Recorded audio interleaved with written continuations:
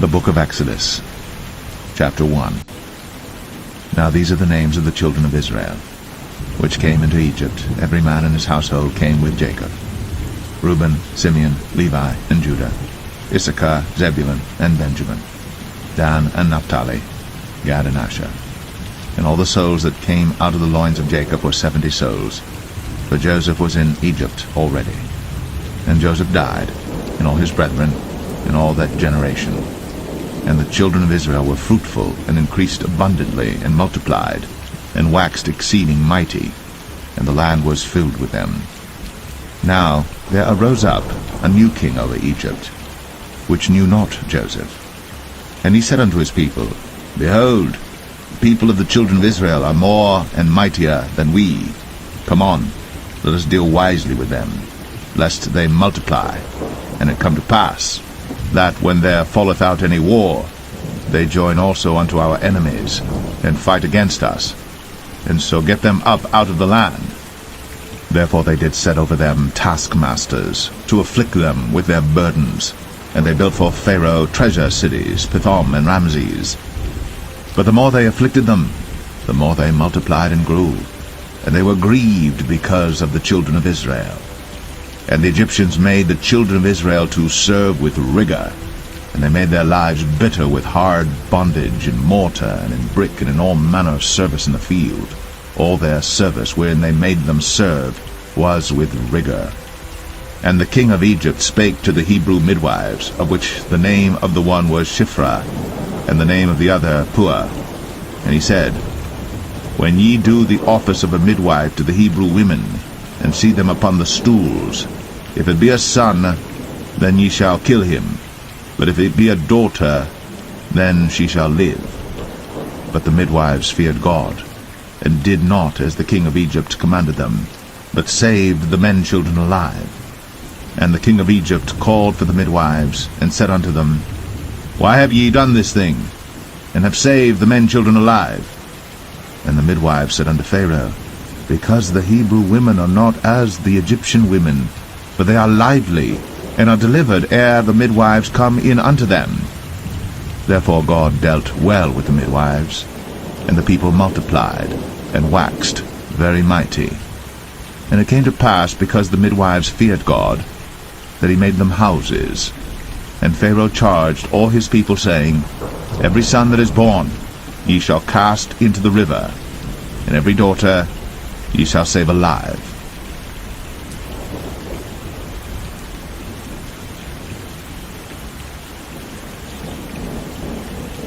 Exodus 2.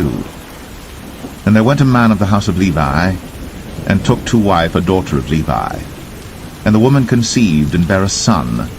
And when she saw him that he was a goodly child, she hid him 3 months. And when she could not longer hide him, she took for him an ark of bulrushes, and daubed it with slime, and with pitch, and put the child therein. And she laid it in the flags by the river's brink. And his sister stood afar off, to wit what would be done to him. And the daughter of Pharaoh came down to wash herself at the river, and her maidens walked along by the river's side. And when she saw the ark among the flags, she sent her maid to fetch it. And when she had opened it, she saw the child, and behold, the babe wept. And she had compassion on him, and said, This is one of the Hebrews' children. Then said his sister to Pharaoh's daughter, Shall I go and call to thee a nurse of the Hebrew women, that she may nurse the child for thee? And Pharaoh's daughter said to her, Go. And the maid went, and called the child's mother. And Pharaoh's daughter said unto her, Take this child away, and nurse it for me, and I will give thee thy wages. And the woman took the child, and nursed it. And the child grew, and she brought him unto Pharaoh's daughter, and he became her son. And she called his name Moses. And she said, Because I drew him out of the water. And it came to pass in those days, when Moses was grown, that he went out unto his brethren, and looked on their burdens. And he spied an Egyptian smiting an Hebrew, one of his brethren.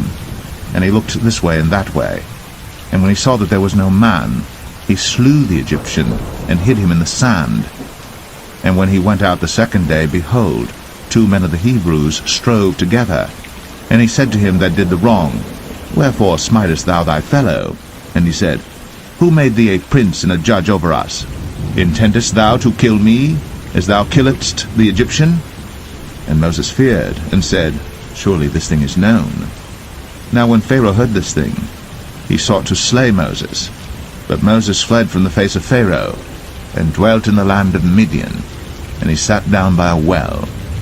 Now the priest of Midian had 7 daughters, and they came and drew water, and filled the troughs to water their father's flock. And the shepherds came and drove them away. But Moses stood up and helped them, and watered their flock. And when they came to Reuel their father, he said, How is it that ye are come so soon today? And they said, An Egyptian delivered us out of the hand of the shepherds, and also drew water enough for us, and watered the flock. And he said unto his daughters, And where is he? Why is it that ye have left the man? Call him, that he may eat bread. And Moses was content to dwell with the man. And he gave Moses Zipporah his daughter, and she bare him a son. And he called his name Gershom, for he said, I have been a stranger in a strange land. And it came to pass, in process of time, that the king of Egypt died, and the children of Israel sighed by reason of the bondage, and they cried, and their cry came up unto God by reason of the bondage. And God heard their groaning, and God remembered his covenant with Abraham, with Isaac, and with Jacob. And God looked upon the children of Israel, and God had respect unto them.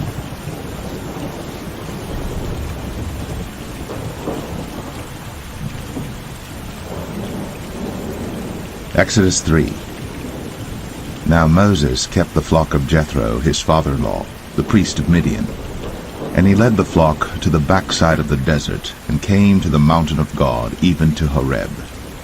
And the angel of the Lord appeared unto him in a flame of fire out of the midst of a bush. And he looked, and behold, the bush burned with fire, and the bush was not consumed. And Moses said, I will now turn aside and see this great sight, why the bush is not burnt. And when the Lord saw that he turned aside to see, God called unto him out of the midst of the bush, and said, Moses, Moses. And he said, Here am I. And he said, Draw not nigh hither. Put off thy shoes from off thy feet, for the place whereon thou standest is holy ground.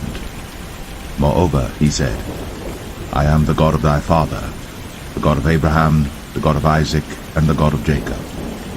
And Moses hid his face, for he was afraid to look upon God. And the Lord said, I have surely seen the affliction of my people which are in Egypt, and have heard their cry by reason of their taskmasters. For I know their sorrows, and I am come down to deliver them out of the hand of the Egyptians, and to bring them up out of that land unto a good land, and a large, unto a land flowing with milk and honey, unto the place of the Canaanites, and the Hittites, and the Amorites, and the Perizzites, and the Hivites, and the Jebusites. Now therefore, behold, the cry of the children of Israel is come unto me, and I have also seen the oppression wherewith the Egyptians oppress them. Come now therefore, and I will send thee unto Pharaoh, that thou mayest bring forth my people, the children of Israel, out of Egypt. And Moses said unto God, Who am I that I should go unto Pharaoh, and that I should bring forth the children of Israel out of Egypt? And he said, Certainly I will be with thee, and this shall be a token unto thee, that I have sent thee. When thou hast brought forth the people out of Egypt, ye shall serve God upon this mountain. And Moses said unto God, Behold, when I come unto the children of Israel, and shall say unto them, The God of your fathers has sent me unto you, and they shall say to me, What is his name? What shall I say unto them? And God said unto Moses, I am that I am. And he said, Thus shalt thou say unto the children of Israel, I am hath sent me unto you. And God said moreover unto Moses, Thus shalt thou say unto the children of Israel, The Lord God of your fathers, the God of Abraham, the God of Isaac, and the God of Jacob, hath sent me unto you. This is my name forever, and this is my memorial unto all generations. Go and gather the elders of Israel together, and say unto them, The Lord God of your fathers, the God of Abraham, of Isaac, and of Jacob, appeared unto me, saying, I have surely visited you, and seen that which is done to you in Egypt. And I have said, I will bring you up out of the affliction of Egypt, unto the land of the Canaanites, and the Hittites, and the Amorites, and the Perizzites, and the Hivites, and the Jebusites, unto a land flowing with milk and honey. And they shall hearken to thy voice, and thou shalt come, thou and the elders of Israel, unto the king of Egypt, and ye shall say unto him, The Lord God of the Hebrews hath met with us. And now let us go, we beseech thee, 3 days' journey into the wilderness, that we may sacrifice to the Lord our God. And I am sure that the king of Egypt will not let you go, no, not by a mighty hand. And I will stretch out my hand, and smite Egypt with all my wonders which I will do in the midst thereof. And after that he will let you go. And I will give this people favor in the sight of the Egyptians, and it shall come to pass that, when ye go, ye shall not go empty. But every woman shall borrow of her neighbor, and of her that sojourneth in her house, jewels of silver, and jewels of gold, and raiment. And ye shall put them upon your sons, and upon your daughters, and ye shall spoil the Egyptians.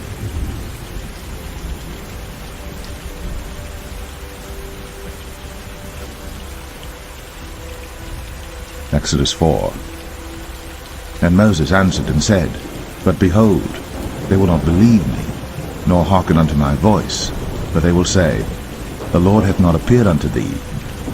And the Lord said unto him, What is that in thine hand? And he said, A rod. And he said, Cast it on the ground. And he cast it on the ground, and it became a serpent. And Moses fled from before it. And the Lord said unto Moses, Put forth thine hand, and take it by the tail. And he put forth his hand, and caught it. And it became a rod in his hand, that they may believe that the Lord God of their fathers, the God of Abraham, the God of Isaac, and the God of Jacob, hath appeared unto thee. And the Lord said furthermore unto him, Put now thine hand into thy bosom. And he put his hand into his bosom, and when he took it out, behold, his hand was leprous as snow. And he said, Put thine hand into thy bosom again. And he put his hand into his bosom again, and plucked it out of his bosom, and behold, it was turned again as his other flesh. And it shall come to pass, if they will not believe thee, neither hearken to the voice of the first sign, that they will believe the voice of the latter sign. And it shall come to pass, if they will not believe also these 2 signs, neither hearken unto thy voice, that thou shalt take of the water of the river, and pour it upon the dry land, and the water which thou takest out of the river shall become blood upon the dry land. And Moses said unto the Lord, O my Lord, I am not eloquent, neither heretofore nor since thou hast spoken unto thy servant, but I am slow of speech and of a slow tongue. And the Lord said unto him, Who hath made man's mouth? Or who maketh the dumb, or deaf, or the seeing, or the blind? Have not I the Lord? Now therefore go, and I will be with thy mouth, and teach thee what thou shalt say. And he said, O my Lord, send, I pray thee, by the hand of him whom thou wilt send. And the anger of the Lord was kindled against Moses. And he said, Is not Aaron the Levite thy brother? I know that he can speak well, and also, behold, he cometh forth to meet thee. And when he seeth thee, he will be glad in his heart. And thou shalt speak unto him, and put words in his mouth. And I will be with thy mouth, and with his mouth, and will teach you what ye shall do. And he shall be thy spokesman unto the people, and he shall be, even he, shall be to thee instead of a mouth, and thou shalt be to him instead of God. And thou shalt take this rod in thine hand, wherewith thou shalt do signs. And Moses went, and returned to Jethro his father-in-law, and said unto him, Let me go, I pray thee, and return unto my brethren which are in Egypt, and see whether they be yet alive. And Jethro said to Moses, Go in peace. And the Lord said unto Moses in Midian, Go, return into Egypt, for all the men are dead which sought thy life. And Moses took his wife and his sons, and set them upon an ass, And he returned to the land of Egypt. And Moses took the rod of God in his hand. And the Lord said unto Moses, When thou goest to return into Egypt, see that thou do all those wonders before Pharaoh, which I have put in thine hand. But I will harden his heart, that he shall not let the people go. And thou shalt say unto Pharaoh, Thus saith the Lord, Israel is my son, even my firstborn. And I say unto thee, Let my son go, that he may serve me. And if thou refuse to let him go, behold, I will slay thy son, even thy firstborn. And it came to pass by the way in the inn, that the Lord met him, and sought to kill him. Then Zipporah took a sharp stone, and cut off the foreskin of her son, and cast it at his feet, and said, Surely a bloody husband art thou to me. So he let him go. Then she said, A bloody husband thou art, because of the circumcision. And the Lord said to Aaron, Go into the wilderness to meet Moses. And he went, and met him in the mount of God, and kissed him.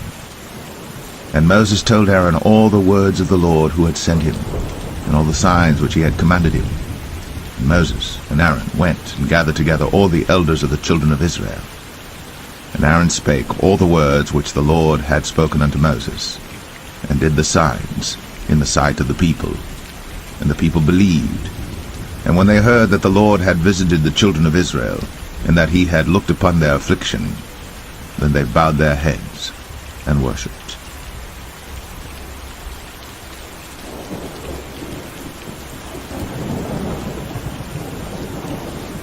Exodus 5. And afterward Moses and Aaron went in, and told Pharaoh, Thus saith the Lord God of Israel, Let my people go, that they may hold a feast unto me in the wilderness.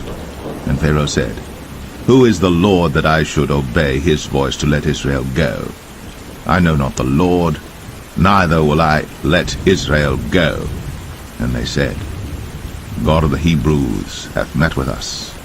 Let us go, we pray thee, 3 days' journey into the desert, and sacrifice unto the Lord our God, lest he fall upon us with pestilence, or with the sword.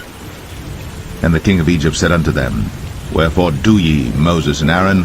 Let the people from their works get you unto your burdens. And Pharaoh said, Behold, the people of the land now are many, and ye make them rest from their burdens. And Pharaoh commanded the same day the taskmasters of the people and their officers, saying, Ye shall no more give the people straw to make brick, as heretofore. Let them go and gather straw for themselves. And the tale of the bricks which they did make heretofore ye shall lay upon them. Ye shall not diminish aught thereof. For they be idle. Therefore they cry, saying, Let us go and sacrifice to our God. Let their more work be laid upon the men, that they may labor therein, and let them not regard vain words. And the taskmasters of the people went out, and their officers, and they spake to the people, saying, Thus saith Pharaoh, I will not give you straw. Go ye, get you straw where you can find it, yet not aught of your work shall be diminished. So the people were scattered abroad throughout all the land of Egypt to gather stubble instead of straw. And the taskmasters hasted them, saying, Fulfill your works, your daily tasks, as when there was straw. And the officers of the children of Israel, which Pharaoh's taskmasters had set over them, were beaten and demanded, Wherefore have ye not fulfilled your task in making brick both yesterday and today as heretofore? Then the officers of the children of Israel came and cried unto Pharaoh, saying, Wherefore dealest thou thus with thy servants? There is no straw given unto thy servants. And they say to us, Make brick. And behold, thy servants are beaten, but the fault is in thine own people. But he said, Ye are idle, ye are idle. Therefore ye say, Let us go and do sacrifice to the Lord. Go therefore now and work, for there shall no straw be given you, yet shall ye deliver the tale of bricks. And the officers of the children of Israel did see that they were in evil case, after it was said, Ye shall not minish aught from your bricks of your daily task. And they met Moses and Aaron, who stood in the way, as they came forth from Pharaoh. And they said unto them, The Lord look upon you and judge, because ye have made our savour to be abhorred in the eyes of Pharaoh, and in the eyes of his servants, to put a sword in their hand to slay us. And Moses returned unto the Lord, and said, Lord, wherefore hast thou so evil entreated this people? Why is it that thou hast sent me? For since I came to Pharaoh to speak in thy name, he hath done evil to this people, neither hast thou delivered thy people at all.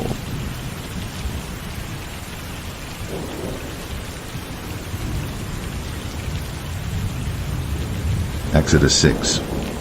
Then the Lord said unto Moses, Now shalt thou see what I will do to Pharaoh. For with a strong hand shall he let them go, and with a strong hand shall he drive them out of his land. And God spake unto Moses, and said unto him, I am the Lord. And I appeared unto Abraham, unto Isaac, and unto Jacob, by the name of God Almighty, but by my name Jehovah was I not known to them. And I have also established my covenant with them, to give them the land of Canaan, the land of their pilgrimage, wherein they were strangers. And I have also heard the groaning of the children of Israel, whom the Egyptians keep in bondage, and I have remembered my covenant. Wherefore say unto the children of Israel, I am the Lord, and I will bring you out from under the burdens of the Egyptians, and I will rid you out of their bondage, and I will redeem you with a stretched out arm and with great judgments. And I will take you to me for a people, and I will be to you a God, and ye shall know that I am the Lord your God, which bringeth you out from under the burdens of the Egyptians. And I will bring you in unto the land, concerning the which I did swear to give it to Abraham, to Isaac, and to Jacob, and I will give it you for an heritage. I am the Lord. And Moses spake so unto the children of Israel, but they hearkened not unto Moses for anguish of spirit, and for cruel bondage. And the Lord spake unto Moses, saying, Go in, speak unto Pharaoh king of Egypt, that he let the children of Israel go out of his land. And Moses spake before the Lord, saying, Behold, the children of Israel have not hearkened unto me. How then shall Pharaoh hear me, who am of uncircumcised lips? And the Lord spake unto Moses and unto Aaron, and gave them a charge unto the children of Israel, and unto Pharaoh king of Egypt, to bring the children of Israel out of the land of Egypt. These be the heads of their fathers' houses, the sons of Reuben, the firstborn of Israel, Hanok and Palu, Hezron and Carmi. These be the families of Reuben. And the sons of Simeon, Jemuel and Jamin, and Ohad and Jachin, and Zohar and Shaul the son of the Canaanitish woman. These are the families of Simeon.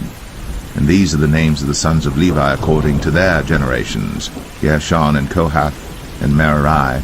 And the years of the life of Levi were 137 years. The sons of Gershon, Libni and Shimei, according to their families. And the sons of Kohath, Amram and Izhar, and Hebron and Uzziel. And the years of the life of Kohath were 133 years.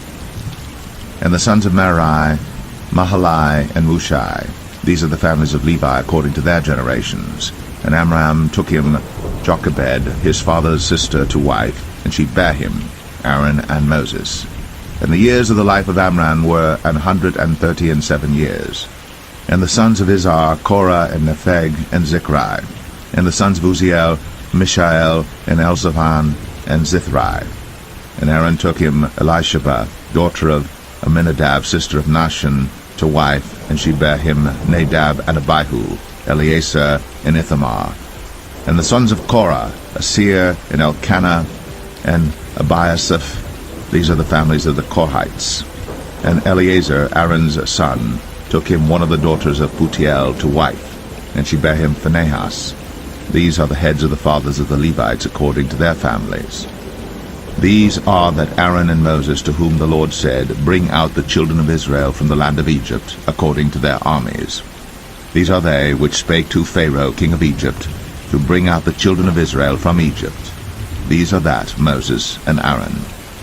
And it came to pass on the day when the Lord spake unto Moses in the land of Egypt, that the Lord spake unto Moses, saying, I am the Lord. Speak thou unto Pharaoh king of Egypt all that I say unto thee. And Moses said before the Lord, Behold, I am of uncircumcised lips, and how shall Pharaoh hearken unto me?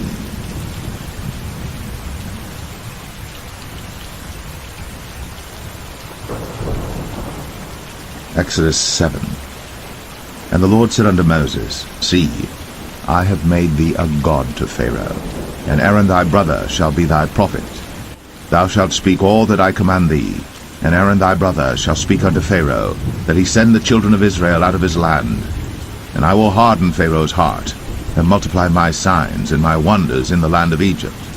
But Pharaoh shall not hearken unto you, that I may lay my hand upon Egypt, and bring forth mine armies and my people the children of Israel out of the land of Egypt by great judgments.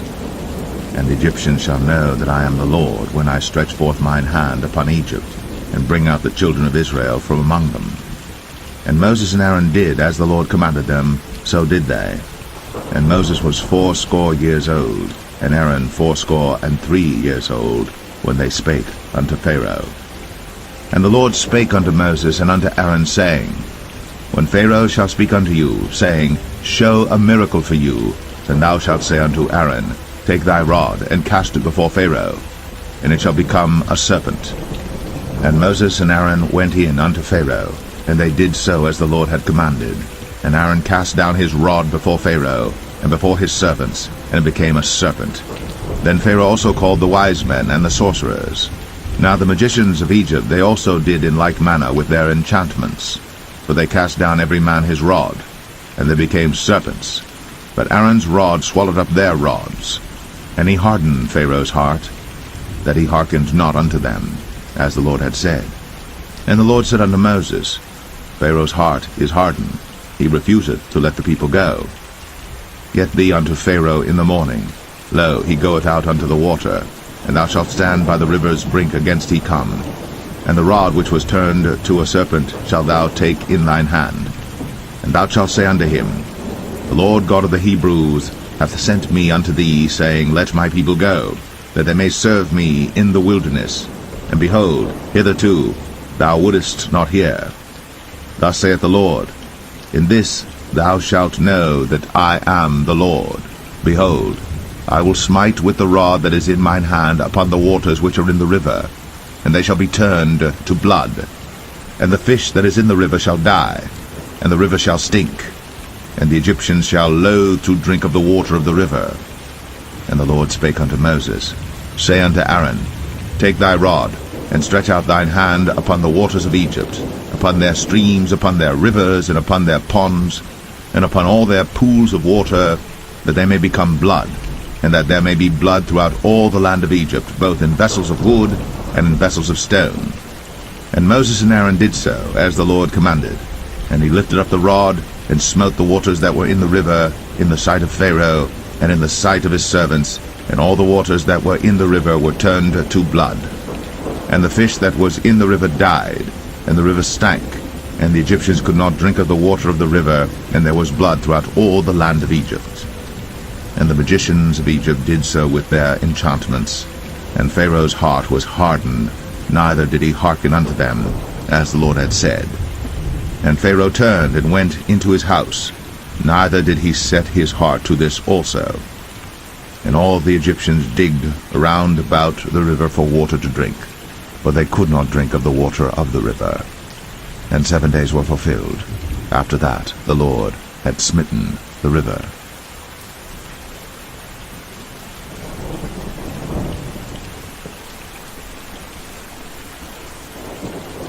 Exodus 8. And the Lord spake unto Moses, Go unto Pharaoh, and say unto him, Thus saith the Lord, Let my people go, that they may serve me. And if thou refuse to let them go, behold, I will smite all thy borders with frogs, and the river shall bring forth frogs abundantly, which shall go up and come into thine house, and into thy bedchamber, and upon thy bed, and into the house of thy servants, and upon thy people, and into thine ovens, and into thy kneading troughs.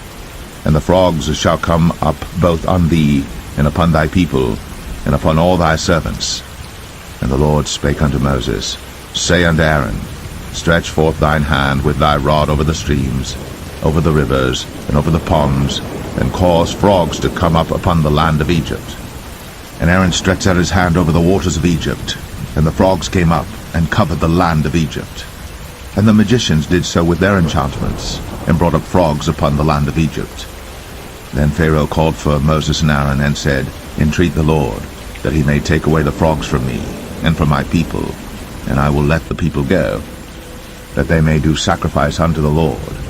And Moses said unto Pharaoh, Glory over me, when shall I entreat for thee, and for thy servants, and for thy people, to destroy the frogs from thee, and thy houses, that they may remain in the river only? And he said, Tomorrow. And he said, Be it according to thy word, that thou mayest know that there is none like unto the Lord our God. And the frogs shall depart from thee, and from thy houses, and from thy servants, and from thy people. They shall remain in the river only. And Moses and Aaron went out from Pharaoh, and Moses cried unto the Lord because of the frogs, which he had brought against Pharaoh. And the Lord did according to the word of Moses, and the frogs died out of the houses, out of the villages, and out of the fields. And they gathered them together upon heaps, and the land stank. But when Pharaoh saw that there was respite, he hardened his heart, and hearkened not unto them, as the Lord had said. And the Lord said unto Moses, Say unto Aaron, Stretch out thy rod, and smite the dust of the land, that it may become lice throughout all the land of Egypt. And they did so. For Aaron stretched out his hand with his rod, and smote the dust of the earth, and it became lice in man and in beast. All the dust of the land became lice throughout all the land of Egypt. And the magicians did so with their enchantments to bring forth lice, but they could not, so there were lice upon man and upon beast. Then the magicians said unto Pharaoh, This is the finger of God. And Pharaoh's heart was hardened, and he hearkened not unto them, as the Lord had said. And the Lord said unto Moses, Rise up early in the morning, and stand before Pharaoh. Lo, he cometh forth to the water. And say unto him, Thus saith the Lord, Let my people go, that they may serve me. Else, if thou wilt not let my people go, behold, I will send swarms of flies upon thee, and upon thy servants, and upon thy people, and into thy houses, and the houses of the Egyptians shall be full of swarms of flies, and also the ground whereon they are. And I will sever in that day the land of Goshen, in which my people dwell, that no swarms of flies shall be there, to the end thou mayest know that I am the Lord in the midst of the earth. And I will put a division between my people and thy people. Tomorrow shall this sign be. And the Lord did so. And there came a grievous swarm of flies into the house of Pharaoh, and into his servants' houses, and into all the land of Egypt. The land was corrupted by reason of the swarm of flies. And Pharaoh called for Moses and for Aaron, and said, Go ye, sacrifice to your God in the land. And Moses said, It is not meet so to do, for we shall sacrifice the abomination of the Egyptians to the Lord our God. Lo, shall we sacrifice the abomination of the Egyptians before their eyes? And will they not stone us? We will go 3 days' journey into the wilderness, and sacrifice to the Lord our God, as he shall command us. And Pharaoh said, I will let you go, that ye may sacrifice to the Lord your God in the wilderness. Only ye shall not go very far away. Entreat for me. And Moses said, Behold, I go out from thee, and I will entreat the Lord, that the swarms of flies may depart from Pharaoh, from his servants, and from his people tomorrow. But let not Pharaoh deal deceitfully any more, not letting the people go to sacrifice to the Lord. And Moses went out from Pharaoh, and entreated the Lord. And the Lord did according to the word of Moses, and he removed the swarms of flies from Pharaoh, from his servants, and from his people. There remained not one. And Pharaoh hardened his heart at this time also, neither would he let the people go.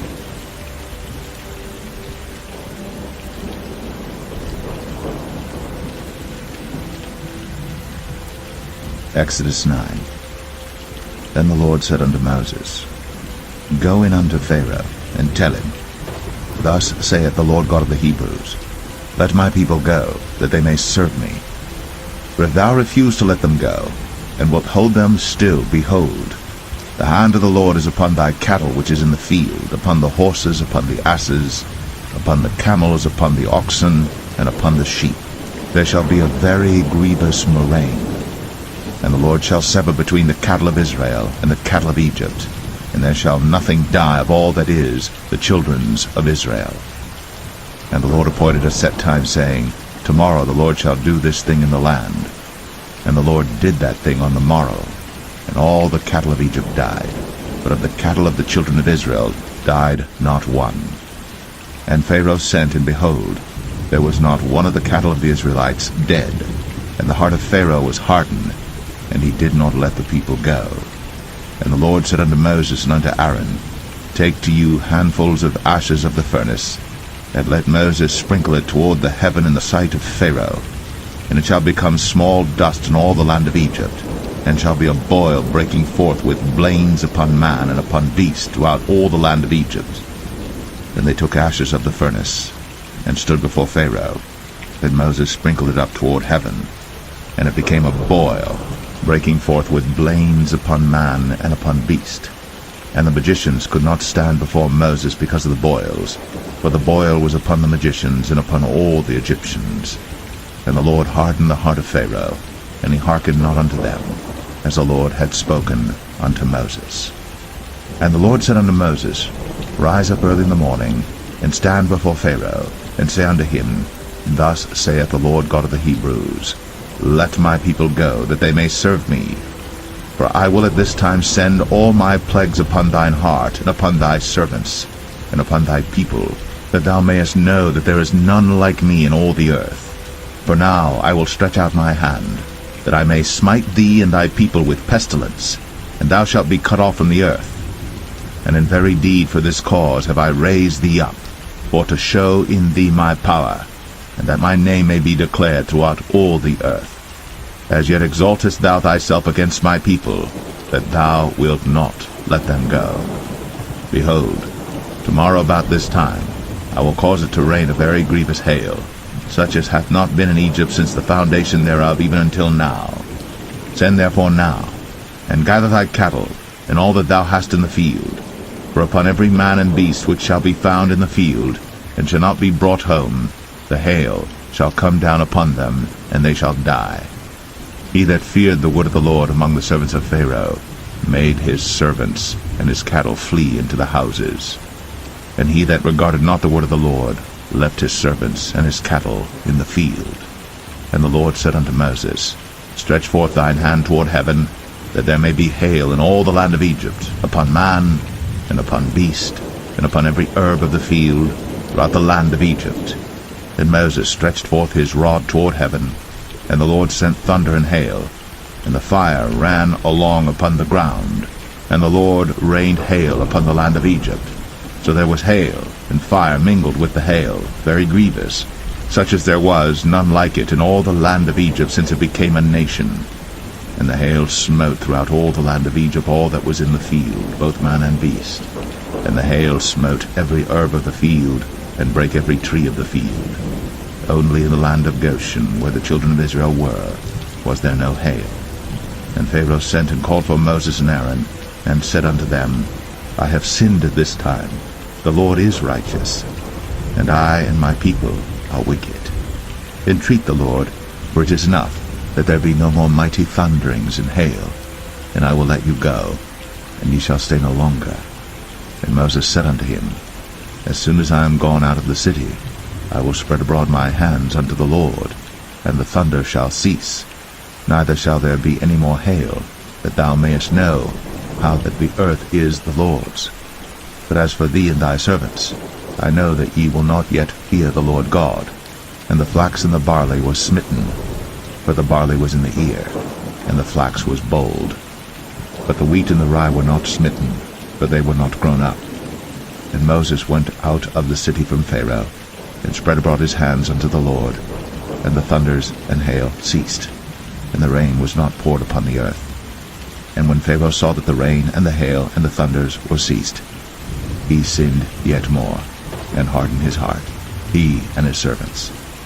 And the heart of Pharaoh was hardened, neither would he let the children of Israel go, as the Lord had spoken by Moses.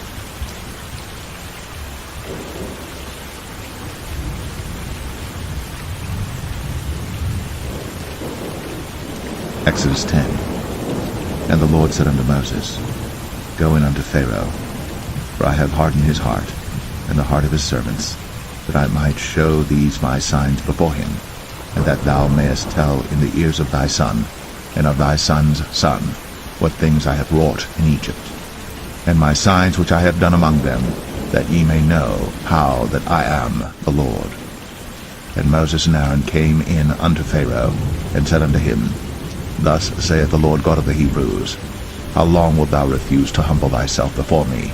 Let my people go, that they may serve me.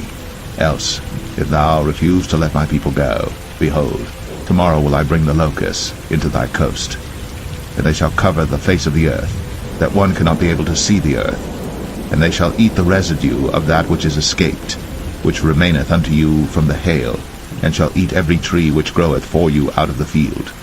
And they shall fill thy houses, and the houses of all thy servants, and the houses of all the Egyptians, which neither thy fathers nor thy fathers' fathers have seen, since the day that they were upon the earth unto this day.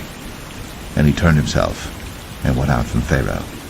And Pharaoh's servants said unto him, How long shall this man be a snare unto us? Let the men go, that they may serve the Lord their God. Knowest thou not yet that Egypt is destroyed? And Moses and Aaron were brought again unto Pharaoh, and he said unto them, Go, serve the Lord your God. But who are they that shall go? And Moses said, We will go with our young and with our old, with our sons and with our daughters, with our flocks and with our herds will we go, for we must hold a feast unto the Lord. And he said unto them, Let the Lord be so with you, as I will let you go, and your little ones. Look to it, for evil is before you. Not so. Go now, ye that are men, and serve the Lord, for that ye did desire. And they were driven out from Pharaoh's presence. And the Lord said unto Moses, Stretch out thine hand over the land of Egypt for the locusts, that they may come up upon the land of Egypt, and eat every herb of the land, even all that the hail hath left. And Moses stretched forth his rod over the land of Egypt. And the Lord brought an east wind upon the land all that day, and all that night. And when it was morning, the east wind brought the locusts. And the locusts went up over all the land of Egypt, and rested in all the coasts of Egypt. Very grievous were they. Before them there were no such locusts as they, neither after them shall be such. For they covered the face of the whole earth, so that the land was darkened. And they did eat every herb of the land, and all the fruit of the trees which the hail had left. And there remained not any green thing in the trees, or in the herbs of the field, through all the land of Egypt. Then Pharaoh called for Moses and Aaron in haste, and he said, I have sinned against the Lord your God, and against you. Now therefore forgive, I pray thee, my sin only this once, and entreat the Lord your God, that he may take away from me this death only. And he went out from Pharaoh, and entreated the Lord. And the Lord turned a mighty strong west wind, which took away the locusts, and cast them into the Red Sea. There remained not one locust in all the coasts of Egypt. But the Lord hardened Pharaoh's heart, so that he would not let the children of Israel go. And the Lord said unto Moses, Stretch out thine hand toward heaven, that there may be darkness over the land of Egypt, even darkness which may be felt. And Moses stretched forth his hand toward heaven, and there was a thick darkness in all the land of Egypt 3 days. They saw not one another, neither rose any from his place for 3 days. But all the children of Israel had light in their dwellings. And Pharaoh called unto Moses, and said, Go ye, serve the Lord. Only let your flocks and your herds be stayed. Let your little ones also go with you. And Moses said, Thou must give us also sacrifices and burnt offerings, that we may sacrifice unto the Lord our God. Our cattle also shall go with us. There shall not an hoof be left behind, for thereof must we take to serve the Lord our God, and we know not with what we must serve the Lord until we come thither.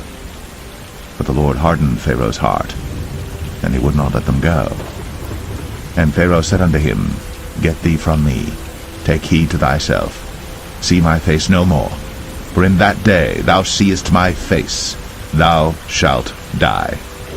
And Moses said, Thou hast spoken well. I will see thy face again no more.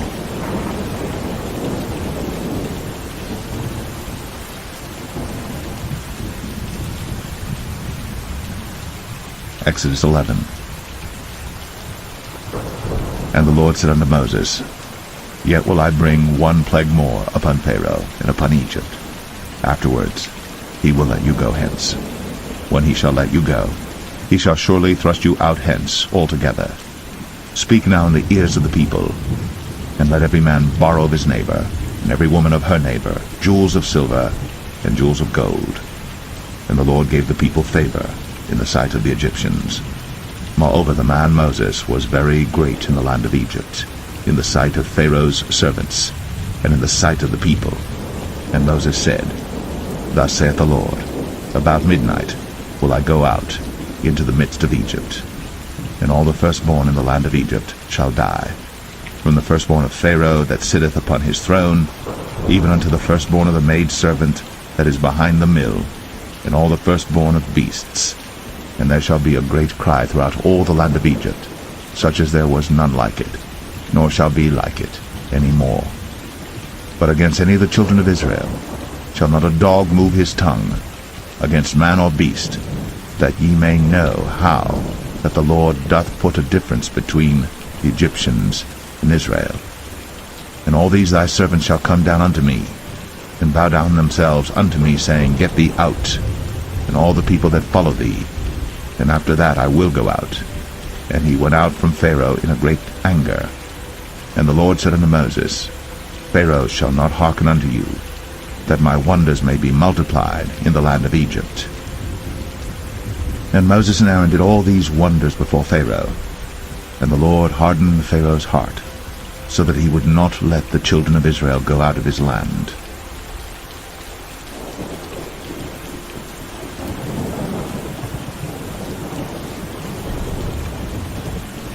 Exodus 12. And the Lord spake unto Moses and Aaron in the land of Egypt, saying, This month shall be unto you the beginning of months. It shall be the first month of the year to you. Speak ye unto all the congregation of Israel, saying, In the 10th day of this month they shall take to them every man a lamb, according to the house of their fathers, a lamb for an house. And if the household be too little for the lamb, let him and his neighbor next unto his house take it according to the number of the souls. Every man according to his eating shall make your count for the lamb. Your lamb shall be without blemish, a male of the first year. Ye shall take it out from the sheep or from the goats. And ye shall keep it up until the 14th day of the same month. And the whole assembly of the congregation of Israel shall kill it in the evening. And they shall take of the blood, and strike it on the 2 side posts, and on the upper door post of the houses, wherein they shall eat it. And they shall eat the flesh in that night, roast with fire, and unleavened bread, and with bitter herbs they shall eat it. Eat not of it raw, nor sodden it all with water, but roast with fire, his head with his legs, and with the purtenance thereof. And ye shall let nothing of it remain until the morning. And that which remaineth of it until the morning ye shall burn with fire. And thus shall ye eat it, with your loins girded, your shoes on your feet, and your staff in your hand. And ye shall eat it in haste. It is the Lord's Passover. For I will pass through the land of Egypt this night, and will smite all the firstborn in the land of Egypt, both man and beast. And against all the gods of Egypt I will execute judgment. I am the Lord. And the blood shall be to you for a token upon the houses where ye are.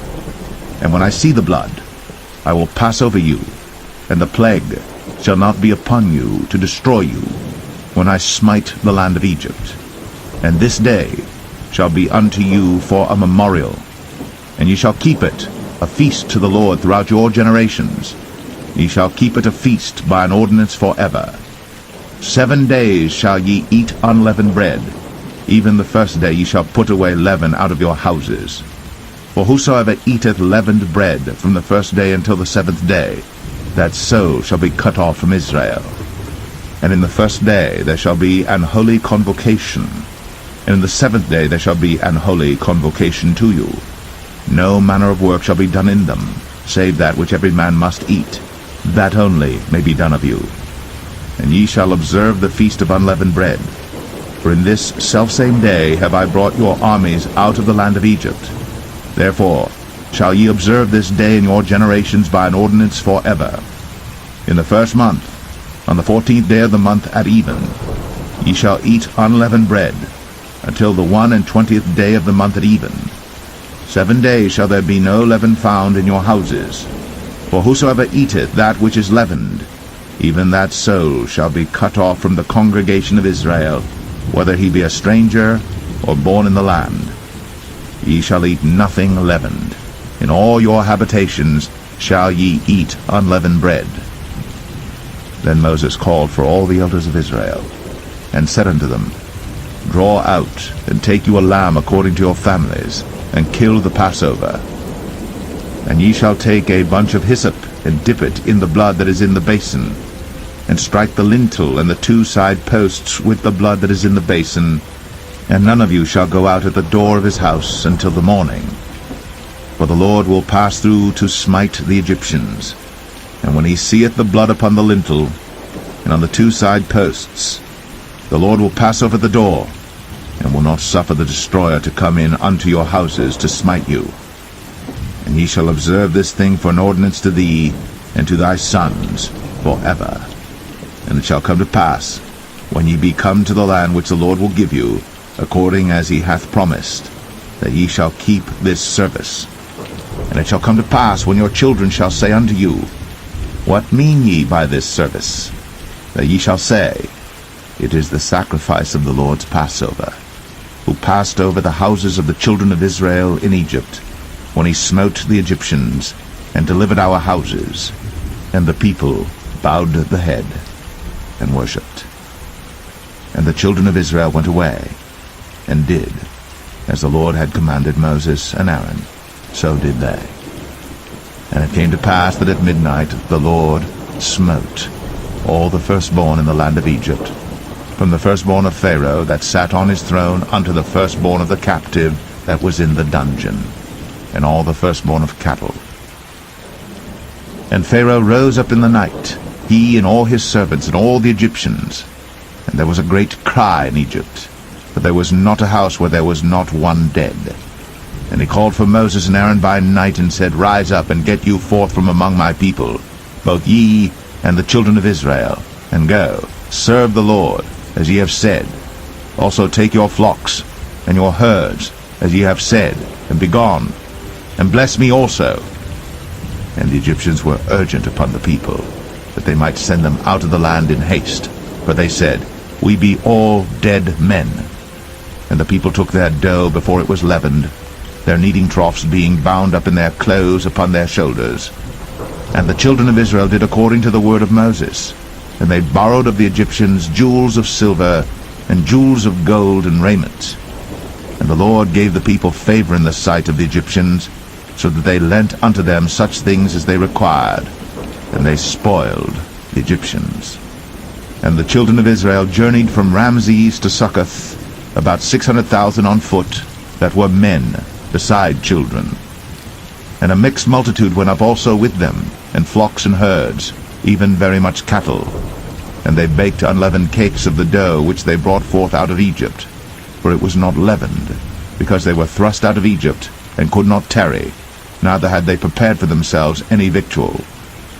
Now the sojourning of the children of Israel, who dwelt in Egypt, was 430 years. And it came to pass, at the end of the 430 years, even the selfsame day it came to pass, that all the hosts of the Lord went out from the land of Egypt. It is a night to be much observed unto the Lord for bringing them out from the land of Egypt. This is that night of the Lord to be observed of all the children of Israel in their generations. And the Lord said unto Moses and Aaron, This is the ordinance of the Passover. There shall no stranger eat thereof.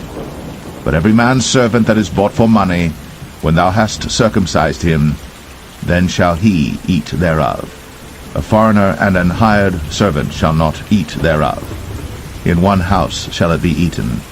Thou shalt not carry forth aught of the flesh abroad out of the house, neither shall ye break a bone thereof. All the congregation of Israel shall keep it. And when a stranger shall sojourn with thee, and will keep the Passover to the Lord, let all his males be circumcised, and then let him come near and keep it. And he shall be as one that is born in the land. For no uncircumcised person shall eat thereof. One law shall be to him that is homeborn, and unto the stranger that sojourneth among you. Thus did all the children of Israel. As the Lord commanded Moses and Aaron, so did they.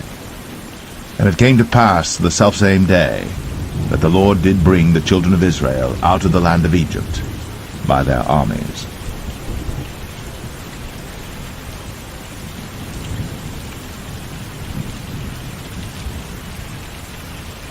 Exodus 13. And the Lord spake unto Moses, saying, Sanctify unto me all the firstborn, whatsoever openeth the womb among the children of Israel, both of man and of beast, it is mine. And Moses said unto the people, Remember this day in which ye came out from Egypt, out of the house of bondage, for by strength of hand the Lord brought you out from this place. There shall no leavened bread be eaten. This day came ye out in the month Abib. And it shall be, when the Lord shall bring thee into the land of the Canaanites, and the Hittites, and the Amorites, and the Hivites, and the Jebusites, which he sware unto thy fathers to give thee, a land flowing with milk and honey, that thou shalt keep this service in this month. 7 days thou shalt eat unleavened bread, and in the 7th day shall be a feast to the Lord. Unleavened bread shall be eaten 7 days, and there shall no leavened bread be seen with thee, neither shall there be leaven seen with thee in all thy quarters. And thou shalt show thy son in that day, saying, This is done because of that which the Lord did unto me, when I came forth out of Egypt. And it shall be for a sign unto thee upon thine hand, and for a memorial between thine eyes, that the Lord's law may be in thy mouth. For with a strong hand hath the Lord brought thee out of Egypt. Thou shalt therefore keep this ordinance in his season from year to year. And it shall be, when the Lord shall bring thee into the land of the Canaanites, as he sware unto thee and to thy fathers, and shall give it thee, that thou shalt set apart unto the Lord all that openeth the matrix, and every firstling that cometh of a beast which thou hast, the males shall be the Lord's. And every firstling of an ass thou shalt redeem with a lamb, and if thou wilt not redeem it, then thou shalt break his neck. And all the firstborn of man among thy children shalt thou redeem. And it shall be, when thy son asketh thee in time to come, saying, What is this? That thou shalt say unto him, By strength of hand the Lord brought us out from Egypt, from the house of bondage. And it came to pass, when Pharaoh would hardly let us go, that the Lord slew all the firstborn in the land of Egypt, both the firstborn of man and the firstborn of beast. Therefore I sacrifice to the Lord all that openeth the matrix, being males, but all the firstborn of my children I redeem. And it shall be for a token upon thine hand, and for frontlets between thine eyes, for by strength of hand the Lord brought us forth out of Egypt. And it came to pass, when Pharaoh had let the people go, that God led them not through the way of the land of the Philistines, although that was near, for God said, Lest peradventure the people repent when they see war, and they return to Egypt. But God led the people about through the way of the wilderness of the Red Sea. And the children of Israel went up harnessed out of the land of Egypt. And Moses took the bones of Joseph with him, for he had straitly sworn the children of Israel, saying, God will surely visit you, and ye shall carry up my bones away hence with you. And they took their journey from Succoth, and encamped in Etham in the edge of the wilderness. And the Lord went before them by day in a pillar of a cloud, to lead them the way, and by night in a pillar of fire, to give them light, to go by day and night. He took not away the pillar of the cloud by day, nor the pillar of fire by night, from before the people.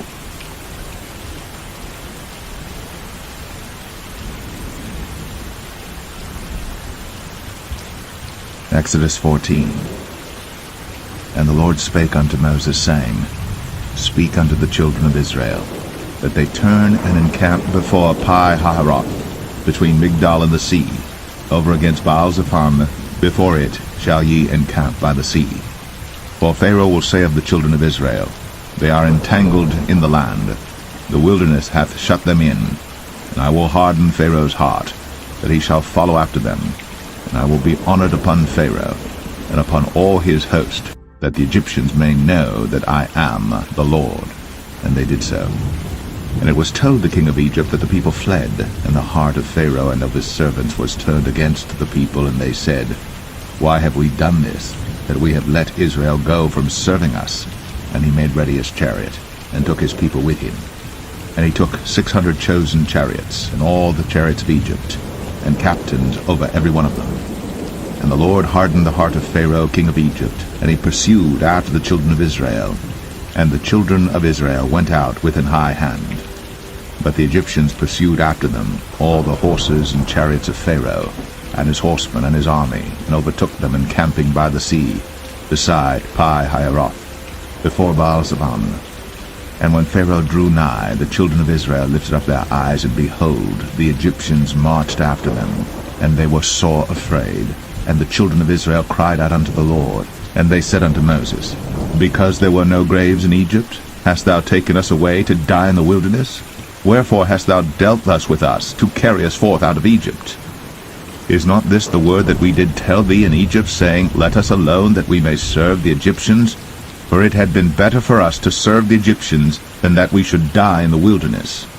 And Moses said unto the people, Fear ye not, stand still, and see the salvation of the Lord, which he will show to you today. For the Egyptians whom ye have seen today, ye shall see them again no more forever. The Lord shall fight for you, and ye shall hold your peace. And the Lord said unto Moses, Wherefore criest thou unto me? Speak unto the children of Israel, that they go forward. But lift thou up thy rod, and stretch out thine hand over the sea, and divide it. And the children of Israel shall go on dry ground through the midst of the sea. And I, behold, I will harden the hearts of the Egyptians, and they shall follow them. And I will get me honor upon Pharaoh, and upon all his host, upon his chariots, and upon his horsemen. And the Egyptians shall know that I am the Lord, when I have gotten me honor upon Pharaoh, upon his chariots, and upon his horsemen. And the angel of God, which went before the camp of Israel, removed, and went behind them. And the pillar of the cloud went from before their face, and stood behind them. And it came between the camp of the Egyptians and the camp of Israel. And it was a cloud and darkness to them, but it gave light by night to these, so that the one came not near the other all the night. And Moses stretched out his hand over the sea, and the Lord caused the sea to go back by a strong east wind all that night, and made the sea dry land, and the waters were divided. And the children of Israel went into the midst of the sea upon the dry ground, and the waters were a wall unto them on their right hand and on their left.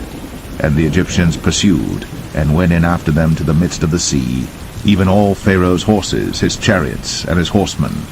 And it came to pass that in the morning watch the Lord looked unto the host of the Egyptians through the pillar of fire and of the cloud, and troubled the host of the Egyptians, and took off their chariot wheels, that they drave them heavily, so that the Egyptians said, Let us flee from the face of Israel, for the Lord fighteth for them against the Egyptians.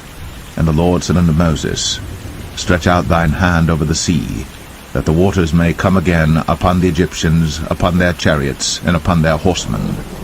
And Moses stretched forth his hand over the sea, and the sea returned to his strength when the morning appeared, and the Egyptians fled against it.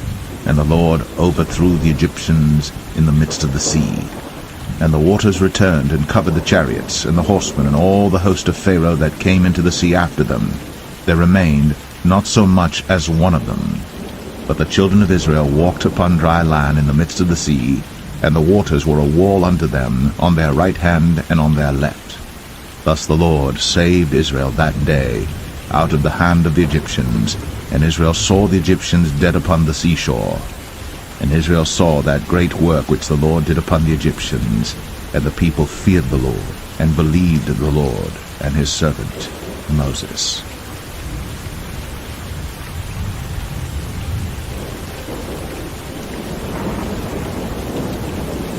Exodus 15.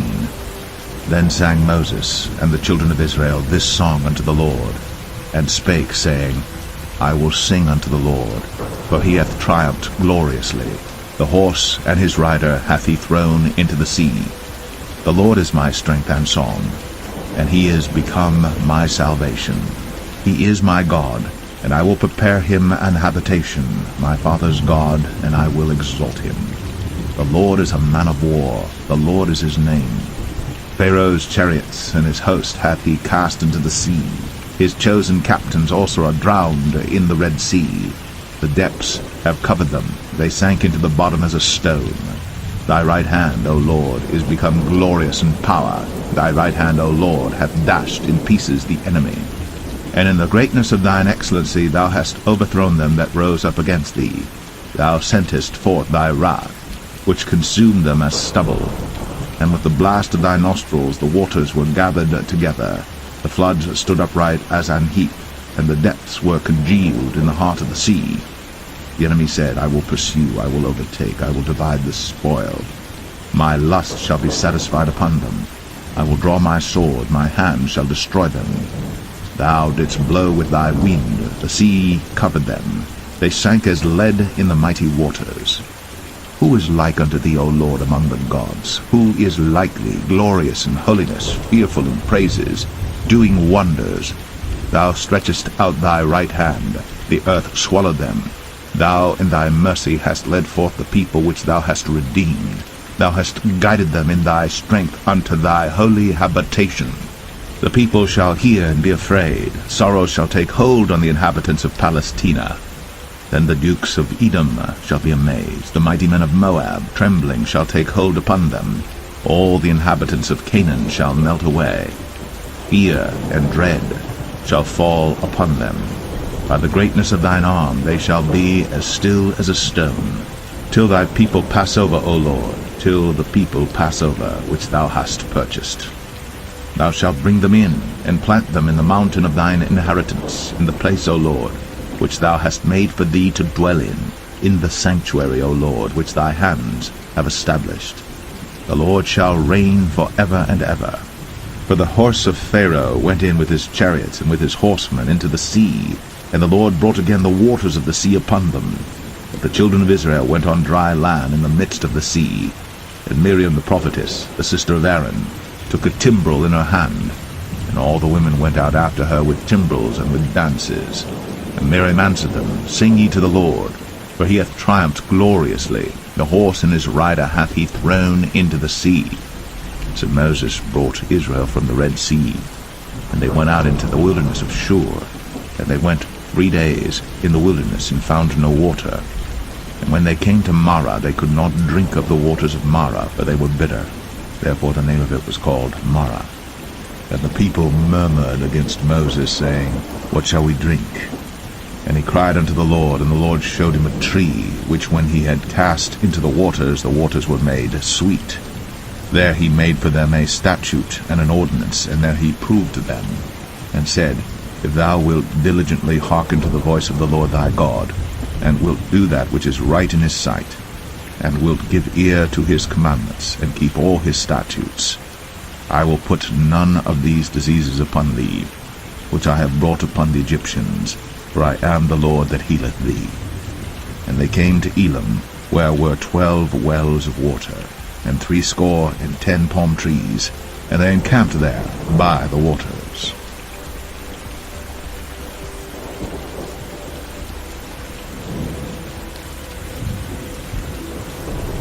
Exodus 16. And they took their journey from Elim, and all the congregation of the children of Israel came unto the wilderness of Sin, which is between Elim and Sinai, on the 15th day of the 2nd month, after their departing out of the land of Egypt. And the whole congregation of the children of Israel murmured against Moses and Aaron in the wilderness. And the children of Israel said unto them, Would to God we had died by the hand of the Lord in the land of Egypt, when we sat by the flesh pots, and when we did eat bread to the full. For ye have brought us forth into this wilderness to kill this whole assembly with hunger. Then said the Lord unto Moses, Behold, I will rain bread from heaven for you, and the people shall go out and gather a certain rate every day, that I may prove them, whether they will walk in my law or no. And it shall come to pass that on the 6th day they shall prepare that which they bring in, and it shall be twice as much as they gather daily. And Moses and Aaron said unto all the children of Israel, At even, then you shall know that the Lord hath brought you out from the land of Egypt. And in the morning then ye shall see the glory of the Lord, for that he heareth your murmurings against the Lord. And what are we that ye murmur against us? And Moses said, This shall be when the Lord shall give you in the evening flesh to eat, and in the morning bread to the full, for that the Lord heareth your murmurings, which ye murmur against him. And what are we? Your murmurings are not against us, but against the Lord. And Moses spake unto Aaron, Say unto all the congregation of the children of Israel, Come near before the Lord, for he hath heard your murmurings. And it came to pass, as Aaron spake unto the whole congregation of the children of Israel, that they looked toward the wilderness, and behold, the glory of the Lord appeared in the cloud. And the Lord spake unto Moses, saying, I have heard the murmurings of the children of Israel. Speak unto them, saying, At even ye shall eat flesh, and in the morning ye shall be filled with bread, and ye shall know that I am the Lord your God. And it came to pass, that at even the quails came up, and covered the camp, and in the morning the dew lay round about the host. And when the dew that lay was gone up, behold, upon the face of the wilderness there lay a small round thing, as small as the hoarfrost on the ground. And when the children of Israel saw it, they said one to another, It is manna, for they wist not what it was. And Moses said unto them, This is the bread which the Lord hath given you to eat. This is the thing which the Lord hath commanded. Gather of it every man according to his eating, an omer for every man according to the number of your persons. Take ye every man for them which are in his tents. And the children of Israel did so, and gathered some more, some less. And when they did meet it with an omer, he that gathered much had nothing over, and he that gathered little had no lack. They gathered every man according to his eating. And Moses said, Let no man leave of it till the morning. Notwithstanding they hearkened not unto Moses, but some of them left of it until the morning, and it bred worms, and stank. And Moses was wroth with them.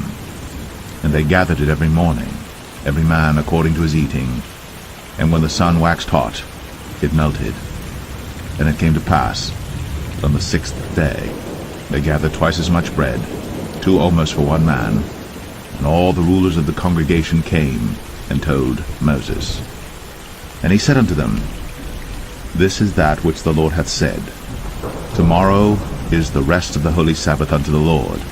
Bake that which ye shall bake today, and seethe that ye will seethe, and that which remaineth over lay up for you to be kept until the morning.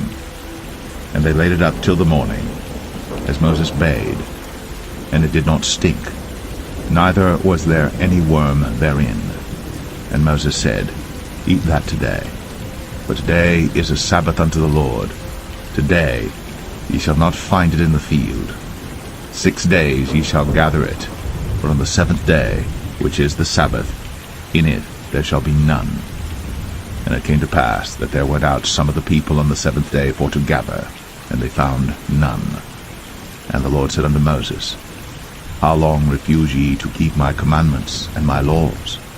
See, for that the Lord hath given you the Sabbath. Therefore he giveth you on the 6th day the bread of 2 days. Abide ye every man in his place. Let no man go out of his place on the 7th day. So the people rested on the 7th day. And the house of Israel called the name thereof manna. And it was like coriander seed, white, and the taste of it was like wafers made with honey. And Moses said, This is the thing which the Lord commandeth. Fill an omer of it to be kept for your generations, that they may see the bread wherewith I have fed you in the wilderness, when I brought you forth from the land of Egypt. And Moses said unto Aaron, Take a pot, and put an omer full of manna therein, and lay it up before the Lord, to be kept for your generations. As the Lord commanded Moses, so Aaron laid it up before the testimony to be kept. And the children of Israel did eat manna 40 years, until they came to a land inhabited. They did eat manna until they came unto the borders of the land of Canaan. Now an omer is the 10th part of an ephah.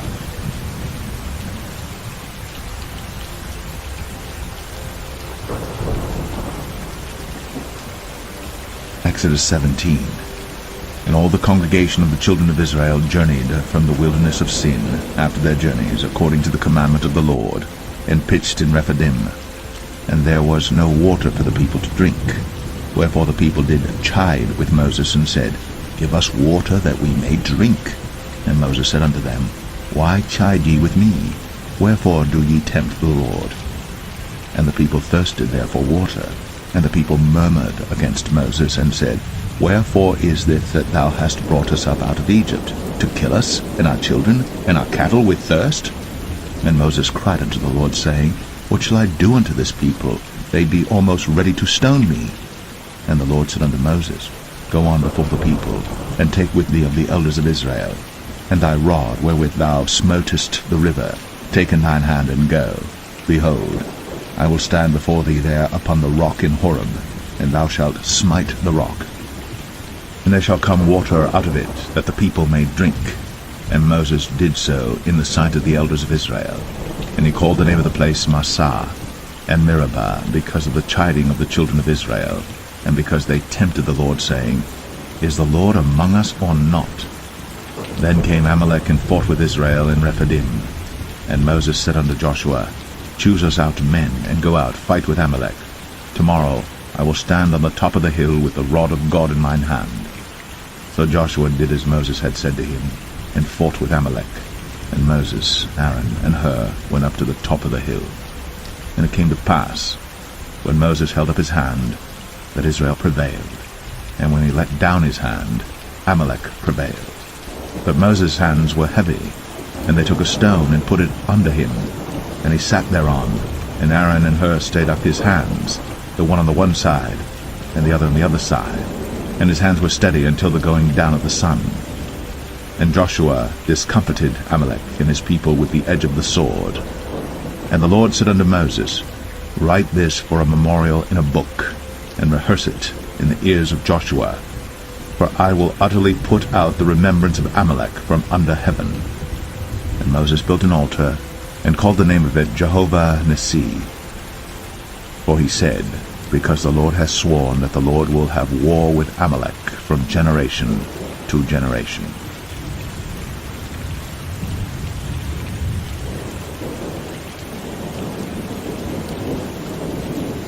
Exodus 18. When Jethro, the priest of Midian, Moses' father-in-law, heard of all that God had done for Moses, and for Israel his people, and that the Lord had brought Israel out of Egypt, then Jethro, Moses' father-in-law, took Zipporah, Moses' wife, after he'd sent her back, and her 2 sons, of which the name of the one was Gershom, for he said, I have been an alien in a strange land. And the name of the other was Eleazar, for the God of my father, said he, was mine help, and delivered me from the sword of Pharaoh. And Jethro, Moses' father-in-law, came with his sons and his wife unto Moses into the wilderness, where he encamped at the mount of God. And he said unto Moses, I thy father-in-law Jethro am come unto thee, and thy wife and her 2 sons with her. And Moses went out to meet his father-in-law, and did obeisance, and kissed him. And they asked each other of their welfare, and they came into the tent. And Moses told his father-in-law all that the Lord had done unto Pharaoh and to the Egyptians for Israel's sake, and all the travail that had come upon them by the way, and how the Lord delivered them. And Jethro rejoiced for all the goodness which the Lord had done to Israel, whom he had delivered out of the hand of the Egyptians.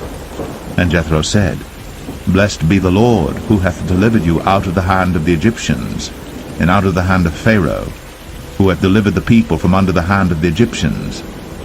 Now I know that the Lord is greater than all gods, for in the thing wherein they dealt proudly he was above them. And Jethro, Moses' father-in-law, took a burnt offering and sacrifices for God. And Aaron came, and all the elders of Israel, to eat bread with Moses' father-in-law before God.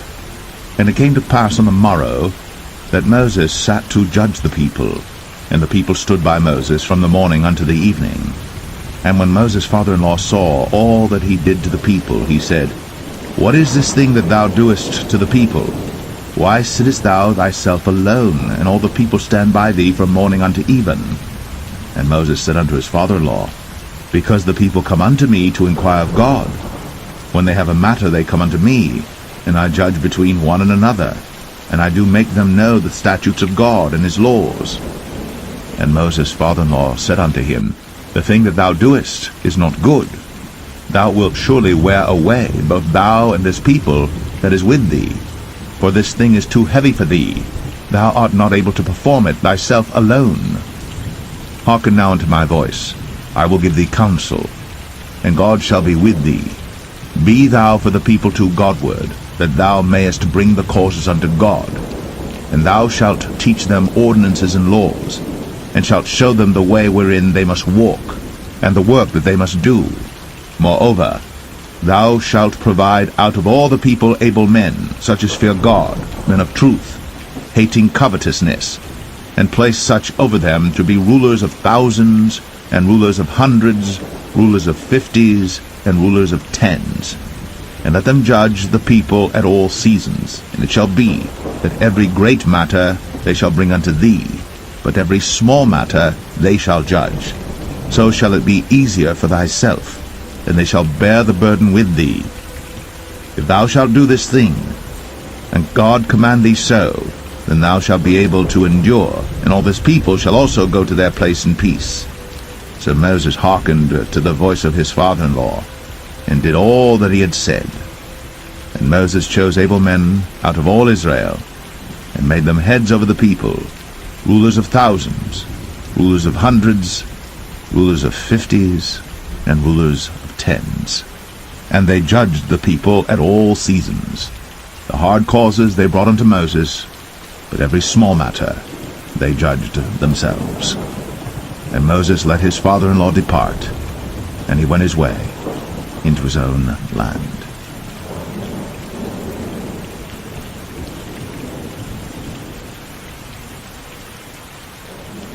Exodus 19.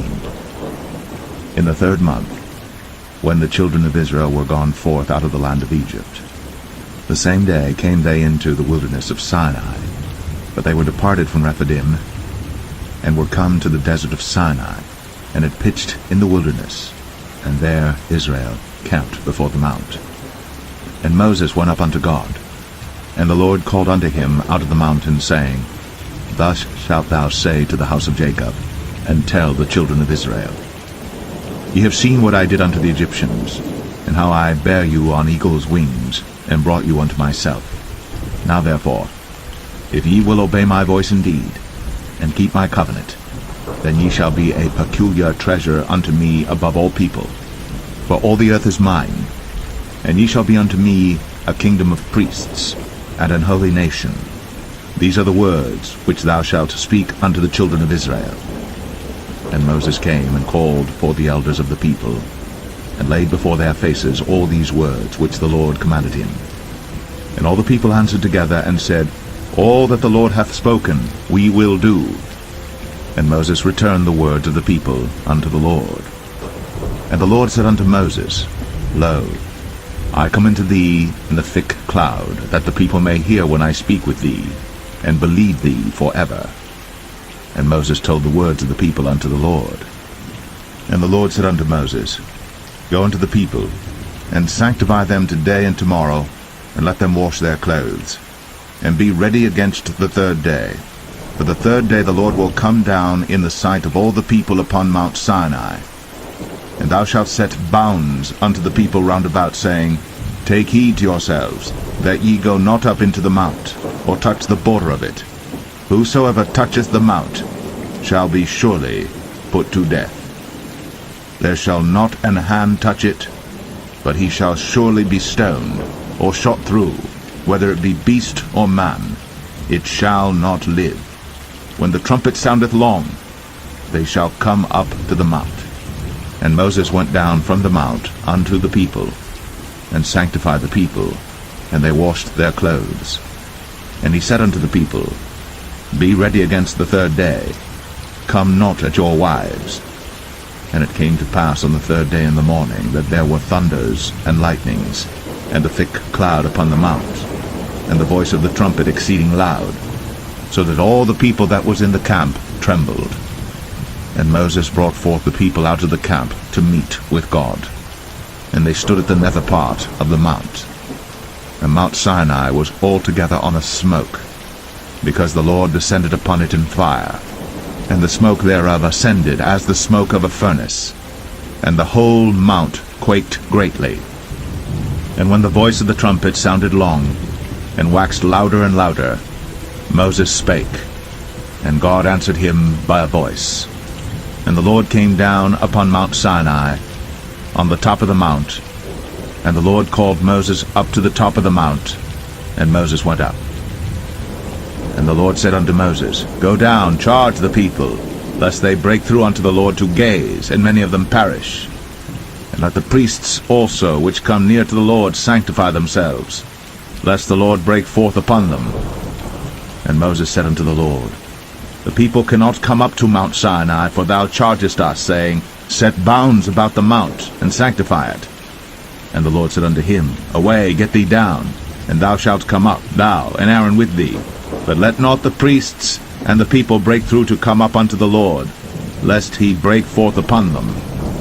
So Moses went down unto the people, and spake unto them.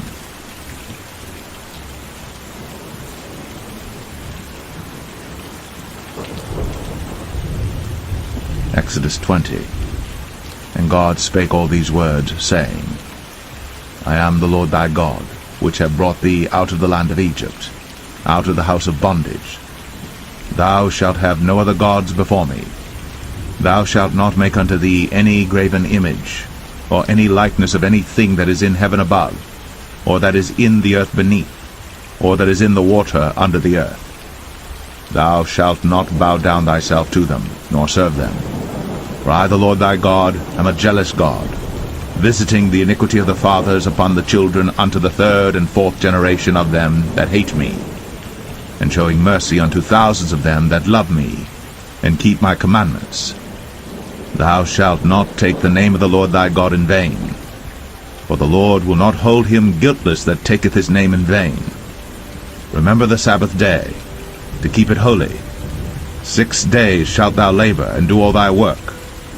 But the seventh day is the Sabbath of the Lord thy God. In it thou shalt not do any work, thou, nor thy son, nor thy daughter, thy manservant, nor thy maidservant, nor thy cattle, nor thy stranger that is within thy gates. For in 6 days the Lord made heaven and earth, the sea, and all that in them is, and rested the seventh day. Wherefore the Lord blessed the Sabbath day, and hallowed it. Honor thy father and thy mother, that thy days may be long upon the land which the Lord thy God giveth thee. Thou shalt not kill. Thou shalt not commit adultery. Thou shalt not steal. Thou shalt not bear false witness against thy neighbor. Thou shalt not covet thy neighbor's house. Thou shalt not covet thy neighbor's wife, nor his manservant, nor his maidservant, nor his ox, nor his ass, nor anything that is thy neighbor's. And all the people saw the thunderings, and the lightnings, and the noise of the trumpet, and the mountain smoking. And when the people saw it, they removed, and stood afar off. And they said unto Moses, Speak thou with us, and we will hear. But let not God speak with us, lest we die. And Moses said unto the people, Fear not, for God is come to prove you, and that his fear may be before your faces, that ye sin not. And the people stood afar off. And Moses drew near unto the thick darkness where God was. And the Lord said unto Moses, Thus thou shalt say unto the children of Israel, Ye have seen that I have talked with you from heaven. Ye shall not make with me gods of silver, neither shall ye make unto you gods of gold. An altar of earth thou shalt make unto me, and shalt sacrifice thereon thy burnt offerings, and thy peace offerings, thy sheep and thine oxen. In all places where I record my name I will come unto thee, and I will bless thee. And if thou wilt make me an altar of stone, thou shalt not build it of hewn stone, for if thou lift up thy tool upon it, thou hast polluted it. Neither shalt thou go up by steps unto mine altar, that thy nakedness be not discovered thereon.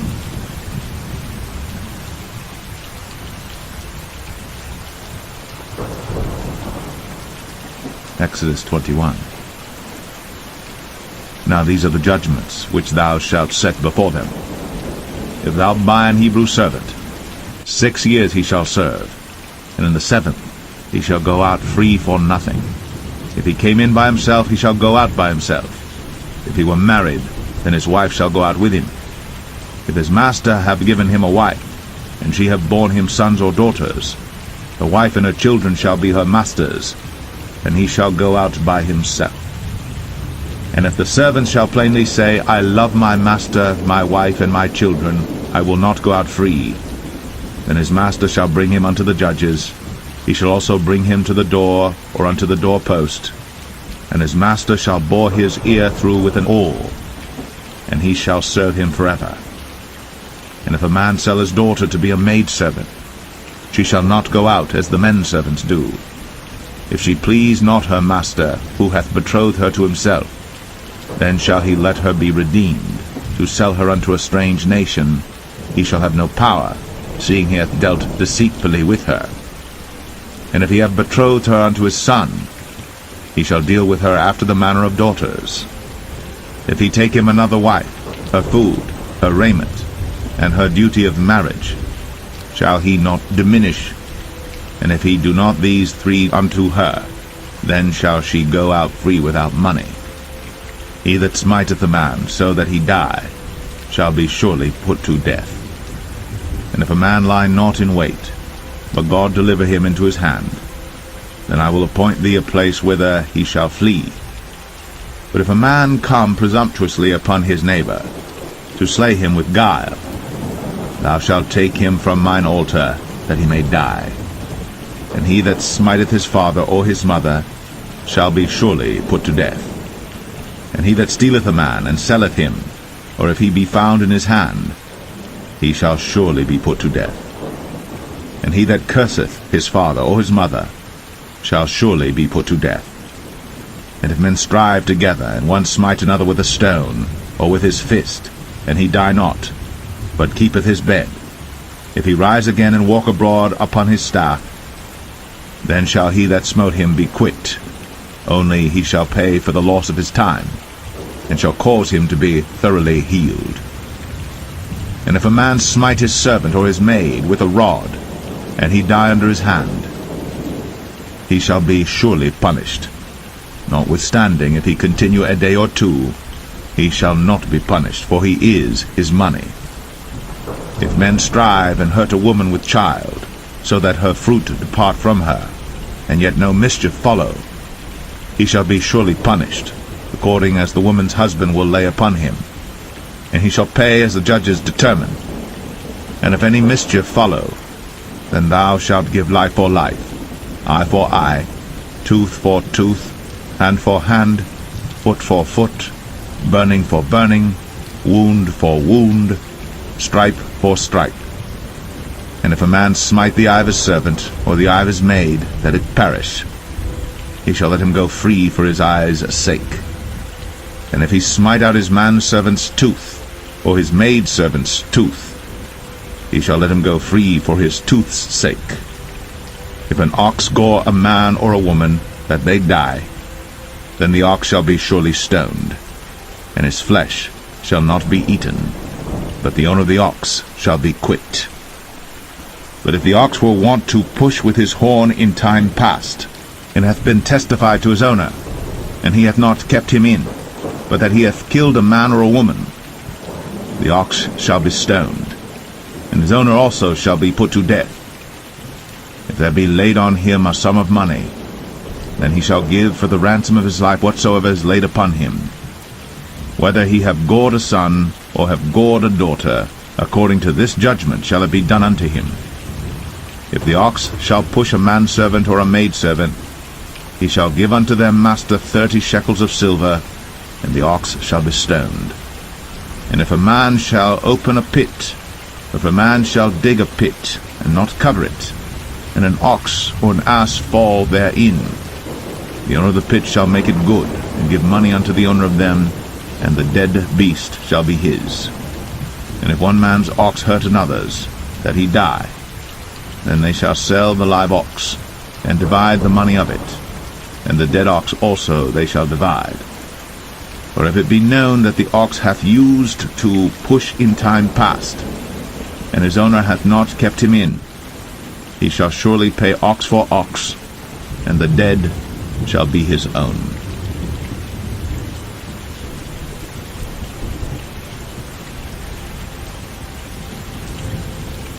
Exodus 22. If a man shall steal an ox or a sheep and kill it or sell it, he shall restore 5 oxen for an ox and 4 sheep for a sheep. If a thief be found breaking up, and be smitten that he die, there shall no blood be shed for him. If the sun be risen upon him, there shall be blood shed for him, for he should make full restitution. If he have nothing, then he shall be sold for his theft. If the theft be certainly found in his hand alive, whether it be ox or ass or sheep, he shall restore double. If a man shall cause a field or vineyard to be eaten, and shall put in his beast, and shall feed in another man's field, of the best of his own field and of the best of his own vineyard shall he make restitution. If fire break out and catch in thorns, so that stacks of corn or the standing corn of the field be consumed therewith, he that kindled the fire shall surely make restitution. If a man shall deliver unto his neighbor money or stuff to keep, and it be stolen out of the man's house, if the thief be found, let him pay double. If the thief be not found, then the master of the house shall be brought unto the judges to see whether he have put his hand unto his neighbor's goods. For all manner of trespass, whether it be for ox, for ass, for sheep, for raiment, or for any manner of lost thing, which another challengeth to be his, the cause of both parties shall come before the judges, and whom the judges shall condemn, he shall pay double unto his neighbor. If a man deliver unto his neighbor an ass, or an ox, or a sheep, or any beast to keep, and it die, or be hurt, or driven away, no man seeing it, then shall an oath of the Lord be between them both, that he hath not put his hand unto his neighbor's goods, and the owner of it shall accept thereof, and he shall not make it good. And if it be stolen from him, he shall make restitution unto the owner thereof. If it be torn in pieces, then let him bring it for witness, and he shall not make good that which was torn. And if a man borrow aught of his neighbor, and it be hurt or die, the owner thereof being not with it, he shall surely make it good. But if the owner thereof be with it, he shall not make it good. If it be an hired thing, it came for his hire. And if a man entice a maid that is not betrothed, and lie with her, he shall surely endow her to be his wife. If her father utterly refuse to give her unto him, he shall pay money according to the dowry of virgins. Thou shalt not suffer a witch to live. Whosoever lieth with a beast shall surely be put to death. He that sacrificeth unto any god, save unto the Lord only, he shall be utterly destroyed. Thou shalt neither vex a stranger nor oppress him, for ye were strangers in the land of Egypt. Ye shall not afflict any widow or fatherless child.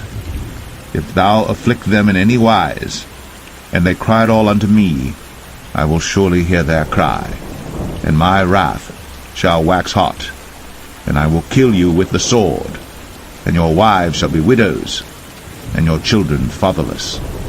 If thou lend money to any of my people that is poor by thee, thou shalt not be to him as an usurer, neither shalt thou lay upon him usury.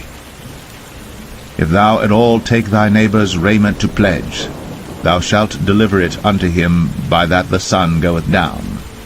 For that is his covering only, it is his raiment for his skin. Wherein shall he sleep? And it shall come to pass, when he crieth unto me, that I will hear, for I am gracious. Thou shalt not revile the gods, nor curse the ruler of thy people. Thou shalt not delay to offer the first of thy ripe fruits, and of thy liquors, the firstborn of thy sons shalt thou give unto me. Likewise shalt thou do with thine oxen, and with thy sheep. 7 days it shall be with his dam. On the 8th day thou shalt give it to me. And ye shall be holy men unto me, Neither shall ye eat any flesh that is torn of beasts in the field. Ye shall cast it to the dogs.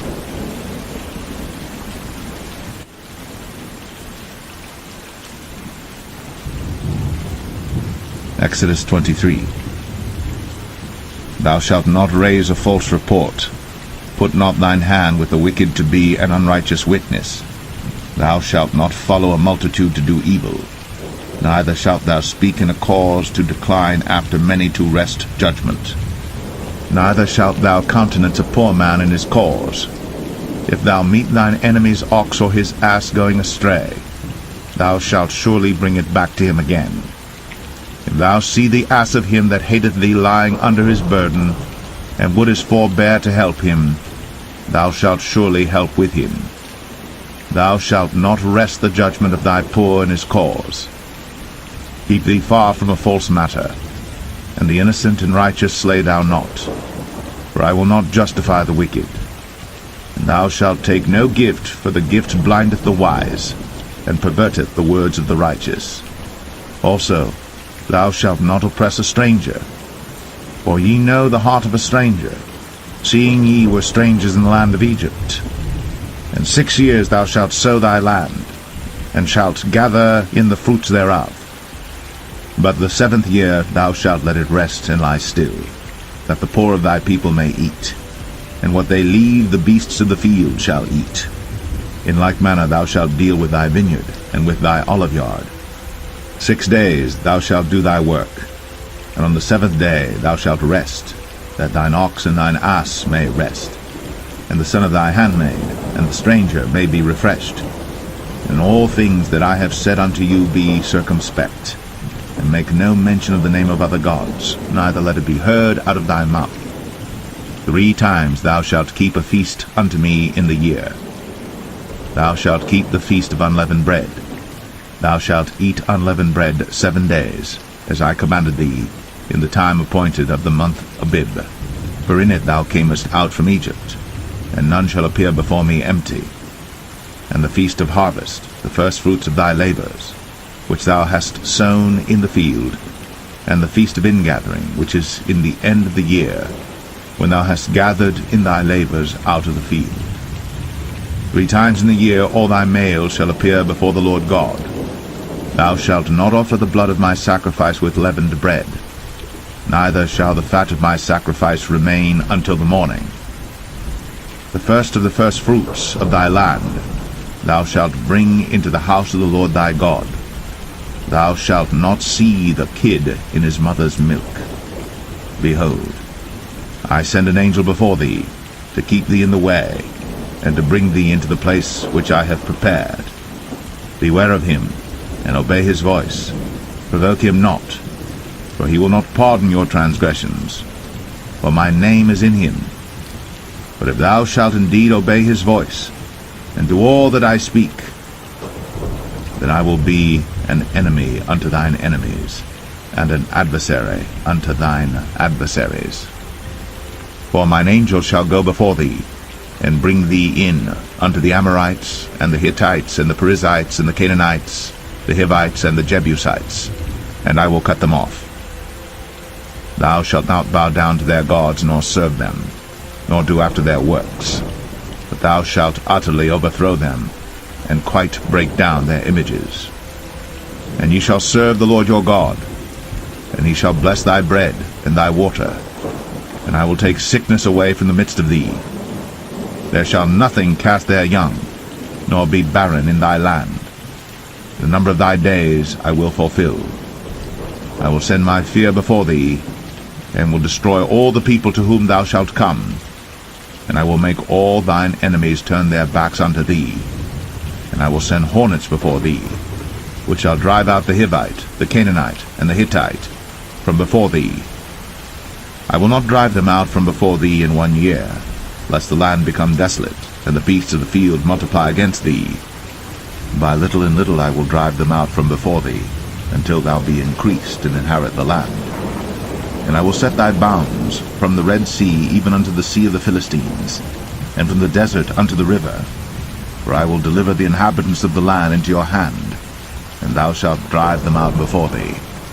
Thou shalt make no covenant with them, nor with their gods. They shall not dwell in thy land, lest they make thee sin against me. For if thou serve their gods, it will surely be a snare unto thee.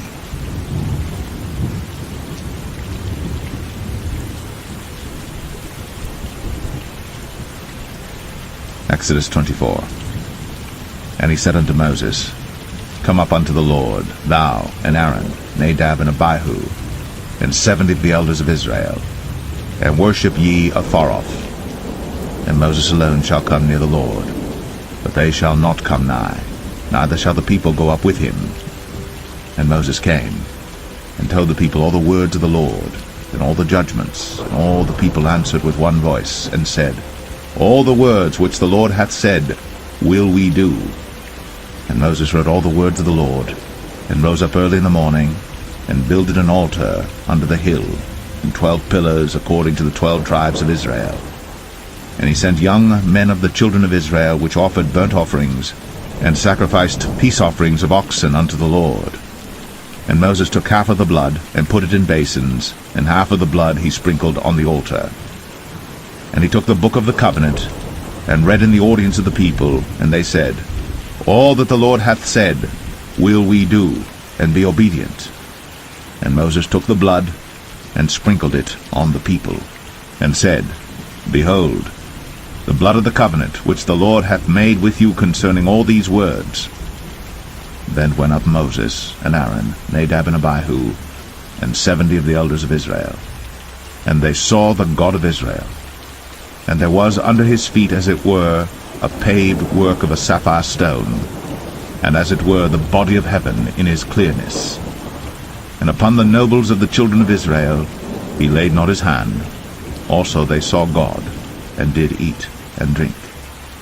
And the Lord said unto Moses, Come up to me into the mount, and be there.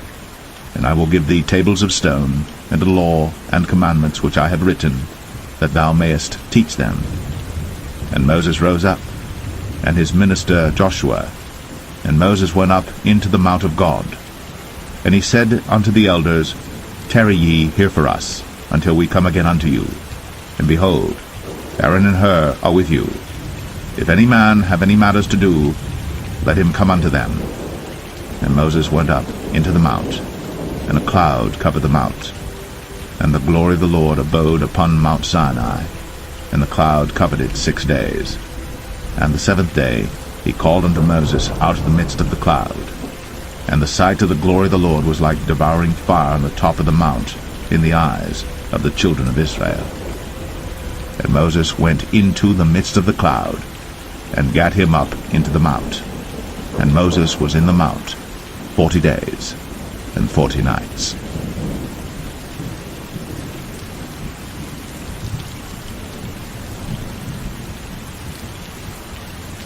Exodus 25.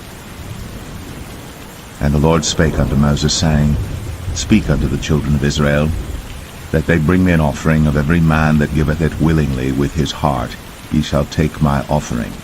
And this is the offering which ye shall take of them, gold, and silver, and brass, and blue, and purple, and scarlet, and fine linen, and goat's hair, and ram skins dyed red, and badgers' skins, and shittim wood, oil for the light, spices for anointing oil, and for sweet incense, onyx stones, and stones to be set in the ephod, and in the breastplate.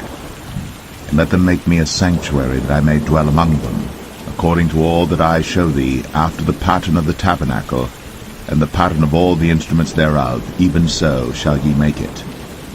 And they shall make an ark of shittim wood. 2 cubits and a half shall be the length thereof, and 1 cubit and a half the breadth thereof, and 1 cubit and a half the height thereof. And thou shalt overlay it with pure gold, within and without shalt thou overlay it, and shalt make upon it a crown of gold around about. And thou shalt cast 4 rings of gold for it, and put them in the 4 corners thereof. And 2 rings shall be in the one side of it, and 2 rings in the other side of it. And thou shalt make staves of shittim wood, and overlay them with gold. And thou shalt put the staves into the rings by the sides of the ark, that the ark may be borne with them. staves shall be in the rings of the ark, they shall not be taken from it. And thou shalt put into the ark the testimony which I shall give thee. And thou shalt make a mercy seat of pure gold. 2 cubits and a half shall be the length thereof, and a cubit and a half the breadth thereof. And thou shalt make 2 cherubims of gold. Of beaten work shalt thou make them, in the 2 ends of the mercy seat. And make 1 cherub on the one end, and the other cherub on the other end. Even of the mercy seat shall ye make the cherubims on the 2 ends thereof. And the cherubims shall stretch forth their wings on high, covering the mercy seat with their wings, and their faces shall look one to another. Toward the mercy seat shall the faces of the cherubims be. And thou shalt put the mercy seat above upon the ark, and in the ark thou shalt put the testimony that I shall give thee. And there I will meet with thee, and I will commune with thee from above the mercy seat, from between the 2 cherubims which are upon the ark of the testimony, of all things which I will give thee in commandment unto the children of Israel. Thou shalt also make a table of shittim wood. 2 cubits shall be the length thereof, and a cubit the breadth thereof, and a cubit and a half the height thereof. And thou shalt overlay it with pure gold, and make thereto a crown of gold round about. And thou shalt make unto it a border of an handbreadth round about. And thou shalt make a golden crown to the border thereof round about. And thou shalt make for it 4 rings of gold, and put the rings in the 4 corners that are on the 4 feet thereof. Over against the border shall the rings be for places of the staves to bear the table. And thou shalt make the staves of shittim wood, and overlay them with gold, that the table may be borne with them. And thou shalt make the dishes thereof, and spoons thereof, and covers thereof, and bowls thereof, to cover withal. Of pure gold shalt thou make them. And thou shalt set upon the table showbread before me always. And thou shalt make a candlestick of pure gold. Of beaten work shall the candlestick be made. His shaft, and his branches, his bowls, his knobs and his flowers shall be of the same.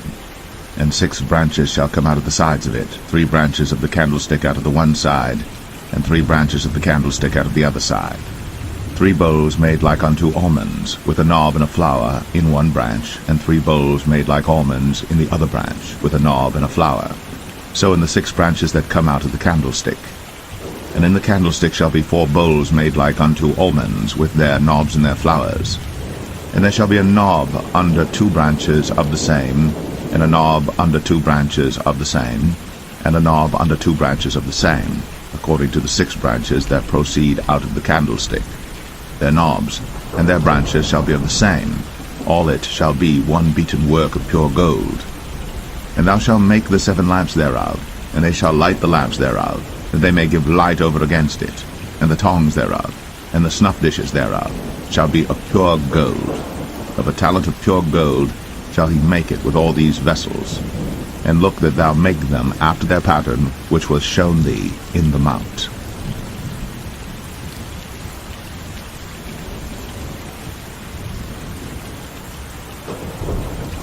Exodus 26. Moreover, thou shalt make the tabernacle with 10 curtains of fine twined linen, and blue, and purple, and scarlet. With cherubims of cunning work shalt thou make them. The length of 1 curtain shall be 28 cubits, and the breadth of 1 curtain 4 cubits, and every one of the curtains shall have 1 measure. The 5 curtains shall be coupled together one to another, and other 5 curtains shall be coupled one to another. And thou shalt make loops of blue upon the edge of the 1 curtain, from the selvage in the coupling. And likewise shalt thou make in the uttermost edge of another curtain, in the coupling of the 2nd. 50 loops shalt thou make in the 1 curtain, and 50 loops shalt thou make in the edge of the curtain that is in the coupling of the 2nd, that the loops may take hold one of another. And thou shalt make 50 taches of gold, and couple the curtains together with the taches, and it shall be 1 tabernacle. And thou shalt make curtains of goat's hair to be a covering upon the tabernacle. 11 curtains shalt thou make. The length of 1 curtain shall be 30 cubits, and the breadth of 1 curtain 4 cubits, and the 11 curtains shall be all of 1 measure. And thou shalt couple 5 curtains by themselves, and 6 curtains by themselves, and shalt double the 6 curtains in the forefront of the tabernacle. And thou shalt make 50 loops on the edge of the one curtain that is outmost in the coupling, and 50 loops in the edge of the curtain which coupleth the second. And thou shalt make 50 taches of brass, and put the taches into the loops, and couple the tent together, that it may be one.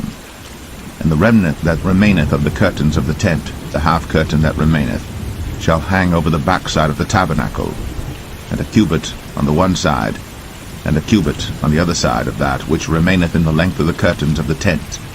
It shall hang over the sides of the tabernacle on this side, and on that side to cover it. And thou shalt make a covering for the tent of ram skins dyed red, and a covering above of badger's skins. And thou shalt make boards for the tabernacle of shittim wood standing up. 10 cubits shall be the length of a board, and a cubit and a half shall be the breadth of one board. 2 tenons shall there be in one board, set in order, one against another. Thus shalt thou make for all the boards of the tabernacle. And thou shalt make the boards for the tabernacle, 20 boards on the south side southward. And thou shalt make 40 sockets of silver under the 20 boards, 2 sockets under one board for his 2 tenons, and 2 sockets under another board for his 2 tenons. And for the second side of the tabernacle on the north side there shall be 20 boards, and there 40 sockets of silver, 2 sockets under one board, and 2 sockets under another board. And for the sides of the tabernacle westward thou shalt make 6 boards. And 2 boards shalt thou make for the corners of the tabernacle in the 2 sides. And they shall be coupled together beneath, and they shall be coupled together above the head of it unto one ring. Thus shall it be for them both. They shall be for the 2 corners. And they shall be 8 boards, and their sockets of silver 16 sockets, 2 sockets under one board, and 2 sockets under another board. And thou shalt make bars of shittim wood, 5 for the boards of the one side of the tabernacle, and 5 bars for the boards of the other side of the tabernacle, and 5 bars for the boards of the side of the tabernacle for the 2 sides westward. And the middle bar in the midst of the boards shall reach from end to end. And thou shalt overlay the boards with gold, and make their rings of gold, for places for the bars. And thou shalt overlay the bars with gold. And thou shalt rear up the tabernacle according to the fashion thereof which was shown thee in the mount. And thou shalt make a veil of blue, and purple, and scarlet, and fine twined linen of cunning work. With cherubims shall it be made. And thou shalt hang it upon 4 pillars of shittim wood overlaid with gold. Their hooks shall be of gold, upon the 4 sockets of silver.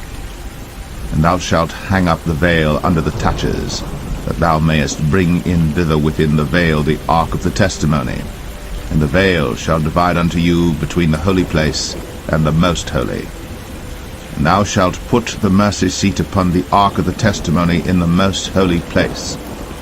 And thou shalt set the table without the veil, and the candlestick over against the table on the side of the tabernacle toward the south. And thou shalt put the table on the north side. And thou shalt make an hanging for the door of the tent, of blue and purple and scarlet, and fine twined linen wrought with needlework. And thou shalt make for the hanging 5 pillars of shittim wood, and overlay them with gold, and their hooks shall be of gold, and thou shalt cast 5 sockets of brass for them.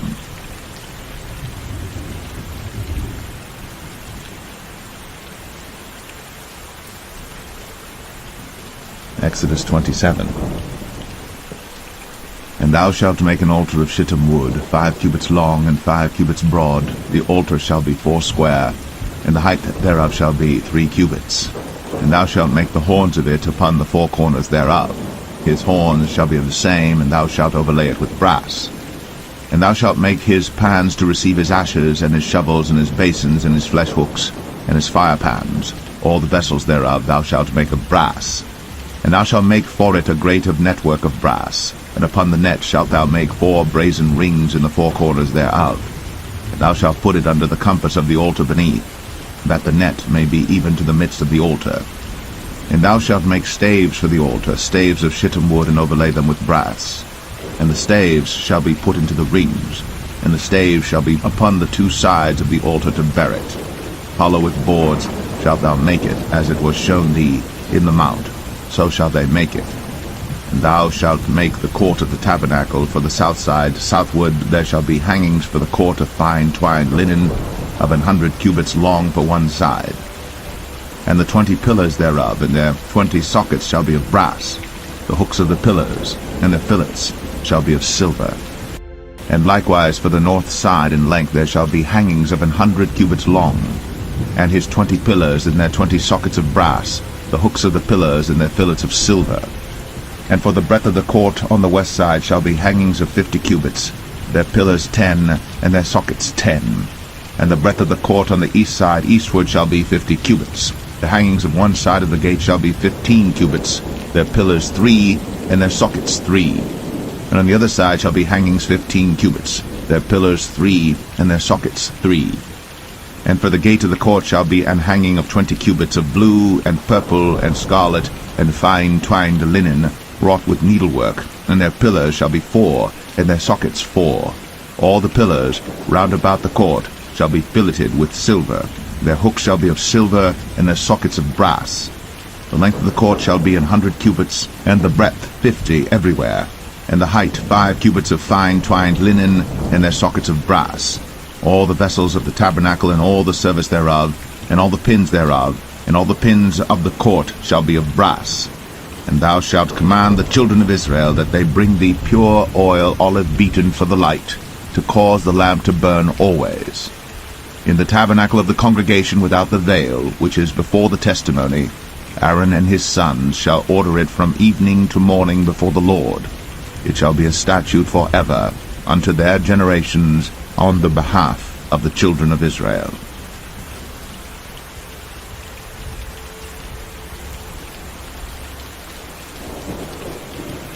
Exodus 28. And take thou unto thee Aaron thy brother, and his sons with him, from among the children of Israel, that he may minister unto me in the priest's office, even Aaron, Nadab, and Abihu, Eleazar, and Ithamar, Aaron's sons. And thou shalt make holy garments for Aaron thy brother, for glory and for beauty. And thou shalt speak unto all that are wise-hearted, whom I have filled with the spirit of wisdom, that they may make Aaron's garments to consecrate him, that he may minister unto me in the priest's office. And these are the garments which they shall make: a breastplate, and an ephod, and a robe, and a broidered coat, a mitre, and a girdle. And they shall make holy garments for Aaron thy brother, and his sons, that he may minister unto me in the priest's office. And they shall take gold, and blue, and purple, and scarlet, and fine linen. And they shall make the ephod of gold, of blue, and of purple, of scarlet, and fine twined linen with cunning work. It shall have the 2 shoulder pieces thereof joined at the 2 edges thereof, and so it shall be joined together. And the curious girdle of the ephod which is upon it shall be of the same, according to the work thereof, even of gold, of blue, and purple, and scarlet, and fine twined linen. And thou shalt take 2 onyx stones, and grave on them the names of the children of Israel, 6 of their names on one stone, and the other 6 names of the rest on the other stone, according to their birth. With the work of an engraver in stone, like the engravings of a signet, shalt thou engrave the 2 stones with the names of the children of Israel. Thou shalt make them to be set in ouches of gold. And thou shalt put the 2 stones upon the shoulders of the ephod for stones of memorial unto the children of Israel. And Aaron shall bear their names before the Lord upon his 2 shoulders for a memorial. And thou shalt make ouches of gold, and 2 chains of pure gold at the ends. Of wreathen work shalt thou make them, and fasten the wreathen chains to the ouches. And thou shalt make the breastplate of judgment with cunning work. After the work of the ephod thou shalt make it, of gold, of blue, and of purple, and of scarlet, and of fine twined linen shalt thou make it. 4 square it shall be, being doubled. A span shall be the length thereof, and a span shall be the breadth thereof. And thou shalt set in it settings of stones, even 4 rows of stones. The first row shall be a sardius, a topaz, and a carbuncle. This shall be the first row. And the second row shall be an emerald, a sapphire, and a diamond. And the third row a ligure, an agate, and an amethyst. And the 4th row a beryl, and an onyx, and a jasper. They shall be set in gold in their enclosings. And the stones shall be with the names of the children of Israel, 12 according to their names, like the engravings of a signet, Every one with his name shall they be according to the 12 tribes. And thou shalt make upon the breastplate chains at the ends of wreathen work of pure gold. And thou shalt make upon the breastplate 2 rings of gold, and shalt put the 2 rings on the 2 ends of the breastplate. And thou shalt put the 2 wreathen chains of gold in the 2 rings which are on the ends of the breastplate. And the other 2 ends of the 2 wreathen chains thou shalt fasten in the 2 ouches, and put them on the shoulder pieces of the ephod before it. And thou shalt make 2 rings of gold, and thou shalt put them upon the 2 ends of the breastplate, in the border thereof, which is in the side of the ephod inward. And 2 other rings of gold thou shalt make, and shalt put them on the 2 sides of the ephod underneath, toward the forepart thereof, over against the other coupling thereof, above the curious girdle of the ephod. And they shall bind the breastplate by the rings thereof unto the rings of the ephod with a lace of blue, that it may be above the curious girdle of the ephod, and that the breastplate be not loosed from the ephod. And Aaron shall bear the names of the children of Israel in the breastplate of judgment upon his heart, when he goeth in unto the holy place for a memorial before the Lord continually. And thou shalt put in the breastplate of judgment the Urim and the Thummim, and they shall be upon Aaron's heart, when he goeth in before the Lord. And Aaron shall bear the judgment of the children of Israel upon his heart before the Lord continually. And thou shalt make the robe of the ephod all of blue. And there shall be an hole in the top of it, in the midst thereof. It shall have a binding of woven work round about the whole of it, as it were the whole of an habergeon, that it be not rent. And beneath upon the hem of it thou shalt make pomegranates of blue, and of purple, and of scarlet round about the hem thereof, and bells of gold between them round about. A golden bell and a pomegranate, a golden bell and a pomegranate, upon the hem of the robe round about. And it shall be upon Aaron to minister. And his sound shall be heard when he goeth in unto the holy place before the Lord, and when he cometh out, that he die not. And thou shalt make a plate of pure gold, and grave upon it, like the engravings of a signet, holiness to the Lord. And thou shalt put it on a blue lace, that it may be upon the mitre, upon the forefront of the mitre it shall be. And it shall be upon Aaron's forehead, that Aaron may bear the iniquity of the holy things, which the children of Israel shall hallow in all their holy gifts. And it shall be always upon his forehead, that they may be accepted before the Lord. And thou shalt embroider the coat of fine linen, and thou shalt make the mitre of fine linen, and thou shalt make the girdle of needlework. And for Aaron's sons thou shalt make coats, and thou shalt make for them girdles, and bonnets shalt thou make for them for glory and for beauty. And thou shalt put them upon Aaron thy brother, and his sons with him, and shalt anoint them, and consecrate them, and sanctify them, that they may minister unto me in the priest's office. And thou shalt make them linen breeches to cover their nakedness, from the loins even unto the thighs they shall reach. And they shall be upon Aaron and upon his sons when they come in unto the tabernacle of the congregation, or when they come near unto the altar to minister in the holy place, that they bear not iniquity and die. It shall be a statute for ever unto him and his seed after him.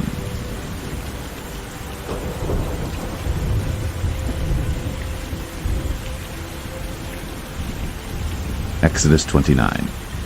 And this is the thing that thou shalt do unto them to hallow them, to minister unto me in the priest's office.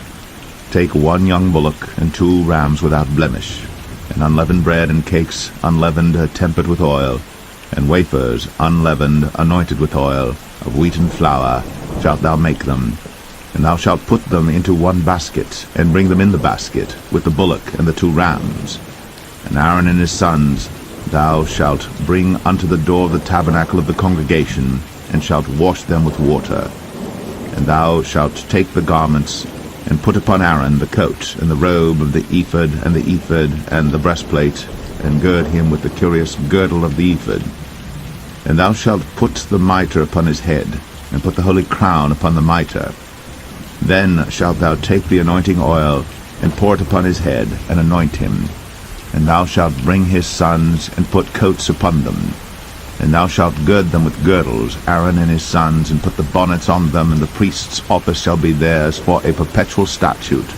And thou shalt consecrate Aaron and his sons. And thou shalt cause a bullock to be brought before the tabernacle of the congregation, And Aaron and his sons shall put their hands upon the head of the bullock. And thou shalt kill the bullock before the Lord by the door of the tabernacle of the congregation. And thou shalt take of the blood of the bullock, and put it upon the horns of the altar with thy finger, and pour all the blood beside the bottom of the altar. And thou shalt take all the fat that covereth the inwards, and the caul that is above the liver, and the 2 kidneys, and the fat that is upon them, and burn them upon the altar. But the flesh of the bullock, and his skin, and his dung, shalt thou burn with fire without the camp. It is a sin offering. Thou shalt also take 1 ram, and Aaron and his sons shall put their hands upon the head of the ram. And thou shalt slay the ram, and thou shalt take his blood, and sprinkle it round about upon the altar. And thou shalt cut the ram in pieces, and wash the inwards of him and his legs, and put them unto his pieces and unto his head. And thou shalt burn the whole ram upon the altar. It is a burnt offering unto the Lord. It is a sweet savour, an offering made by fire unto the Lord. And thou shalt take the other ram, and Aaron and his sons shall put their hands upon the head of the ram. Then shalt thou kill the ram, and take of his blood, and put it upon the tip of the right ear of Aaron, and upon the tip of the right ear of his sons, and upon the thumb of their right hand, and upon the great toe of their right foot, and sprinkle the blood upon the altar round about. And thou shalt take of the blood that is upon the altar, and of the anointing oil, and sprinkle it upon Aaron, and upon his garments, and upon his sons, and upon the garments of his sons with him. And he shall be hallowed, and his garments, and his sons' garments with him. Also thou shalt take of the ram the fat and the rump, and the fat that covereth the inwards, and the caul above the liver, and the 2 kidneys, and the fat that is upon them, and the right shoulder, for it is a ram of consecration. And 1 loaf of bread, and 1 cake of oiled bread, and 1 wafer out of the basket of the unleavened bread that is before the Lord. And thou shalt put all in the hands of Aaron, and in the hands of his sons, and shalt wave them for a wave offering before the Lord. And thou shalt receive them of their hands, and burn them upon the altar for a burnt offering, for a sweet savour before the Lord. It is an offering made by fire unto the Lord. And thou shalt take the breast of the ram of Aaron's consecration, and wave it for a wave offering before the Lord, and it shall be thy part. And thou shalt sanctify the breast of the wave offering, and the shoulder of the heave offering which is waved, and which is heaved up, of the ram of the consecration, even of that which is for Aaron, and of that which is for his sons. And it shall be Aaron's and his sons by a statute forever from the children of Israel. For it is an heave offering, and it shall be an heave offering from the children of Israel of the sacrifice of their peace offerings, even their heave offering unto the Lord. And the holy garments of Aaron shall be his sons after him, to be anointed therein, and to be consecrated in them. And that son that is priest in his stead shall put them on 7 days, when he cometh into the tabernacle of the congregation to minister in the holy place. And thou shalt take the ram of the consecration, and seethe his flesh in the holy place. And Aaron and his sons shall eat the flesh of the ram, and the bread that is in the basket by the door of the tabernacle of the congregation. And they shall eat those things wherewith the atonement was made, to consecrate and to sanctify them. But a stranger shall not eat thereof, because they are holy. And if aught of the flesh of the consecrations, or of the bread, remain unto the morning, then thou shalt burn the remainder with fire. It shall not be eaten, because it is holy. And thus shalt thou do unto Aaron and to his sons, according to all things which I have commanded thee. 7 days shalt thou consecrate them. And thou shalt offer every day a bullock for a sin offering, for atonement. And thou shalt cleanse the altar, when thou hast made an atonement for it. And thou shalt anoint it, to sanctify it. 7 days thou shalt make an atonement for the altar, and sanctify it. And it shall be an altar most holy. Whatsoever toucheth the altar shall be holy. Now this is that which thou shalt offer upon the altar: 2 lambs of the first year, day by day, continually. The 1 lamb thou shalt offer in the morning, and the other lamb thou shalt offer at even.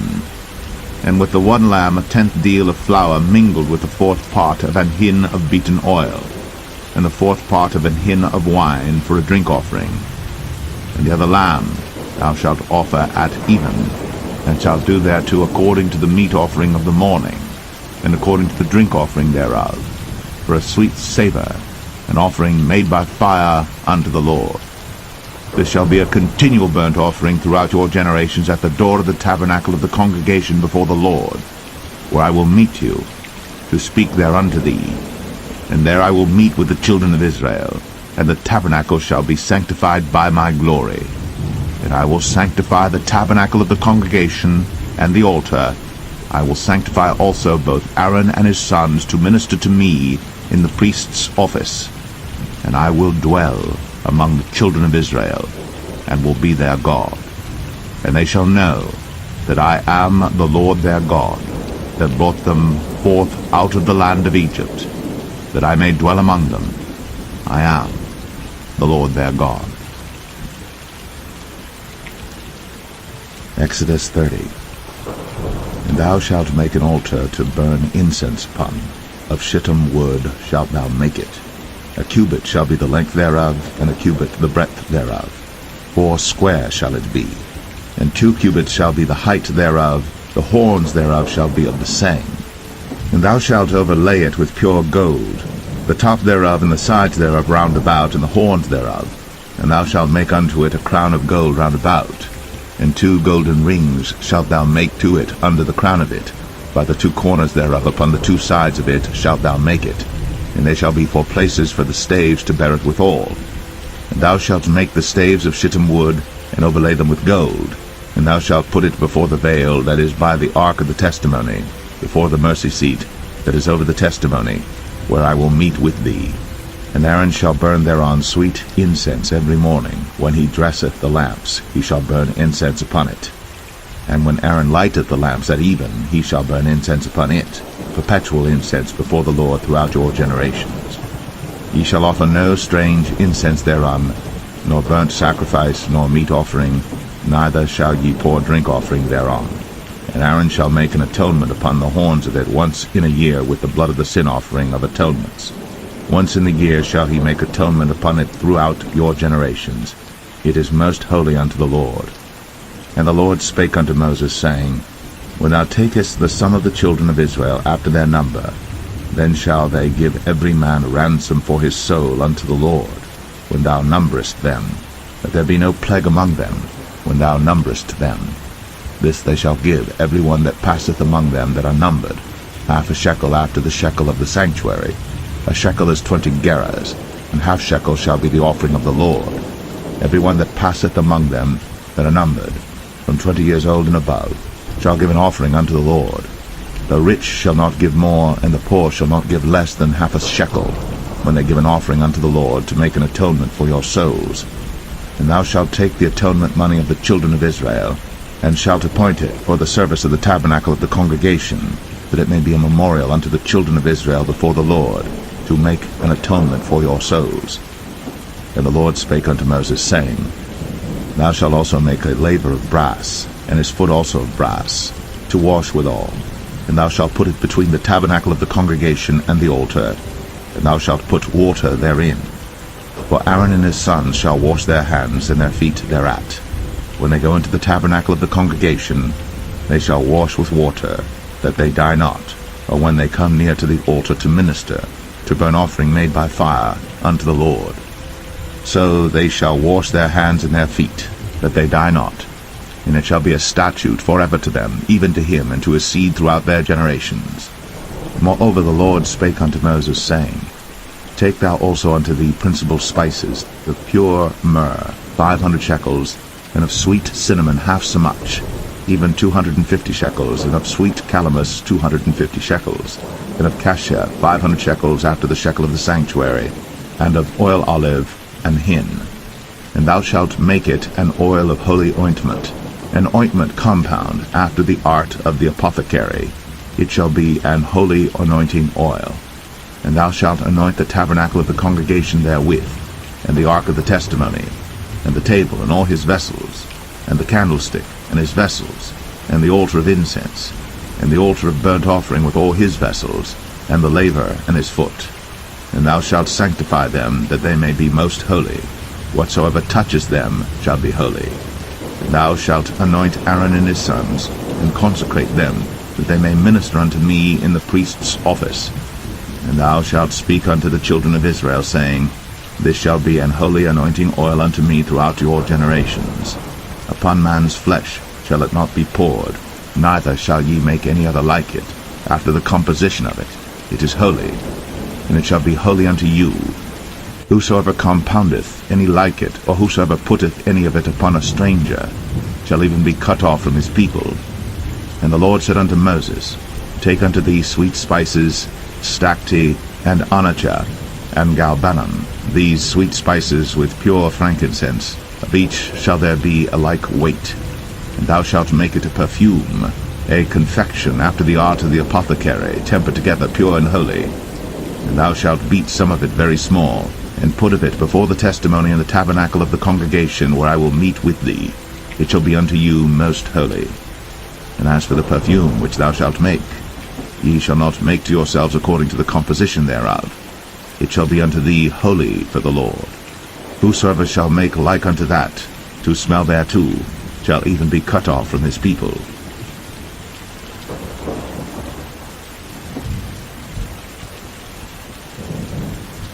Exodus 31. And the Lord spake unto Moses, saying, See, I have called by name Bezalel the son of Uri, the son of Hur, of the tribe of Judah, and I have filled him with the Spirit of God, in wisdom, and in understanding, and in knowledge, and in all manner of workmanship, to devise cunning works, to work in gold, and in silver, and in brass, and in cutting of stones, to set them, and in carving of timber, to work in all manner of workmanship. And I, behold, I have given with him Aholiab, the son of Ahisamach, of the tribe of Dan. And in the hearts of all that are wise-hearted I have put wisdom, that they may make all that I have commanded thee: the tabernacle of the congregation, and the ark of the testimony, and the mercy seat that is thereupon, and all the furniture of the tabernacle, and the table, and his furniture, and the pure candlestick with all his furniture, and the altar of incense, and the altar of burnt offering with all his furniture, and the laver and his foot, and the cloths of service, and the holy garments for Aaron the priest, and the garments of his sons to minister in the priest's office, and the anointing oil, and sweet incense for the holy place, according to all that I have commanded thee shall they do. And the Lord spake unto Moses, saying, Speak thou also unto the children of Israel, saying, Verily, my Sabbaths ye shall keep, for it is a sign between me and you throughout your generations, that ye may know that I am the Lord that doth sanctify you. Ye shall keep the Sabbath therefore, for it is holy unto you. Every one that defileth it shall surely be put to death. For whosoever doeth any work therein, that soul shall be cut off from among his people. 6 days may work be done, but in the 7th is the Sabbath of rest, holy to the Lord. Whosoever doeth any work in the Sabbath day, he shall surely be put to death. Wherefore the children of Israel shall keep the Sabbath, to observe the Sabbath throughout their generations, for a perpetual covenant. It is a sign between me and the children of Israel forever. For in 6 days the Lord made heaven and earth, and on the 7th day he rested and was refreshed. And he gave unto Moses, when he had made an end of communing with him upon Mount Sinai, 2 tables of testimony, tables of stone, written with the finger of God.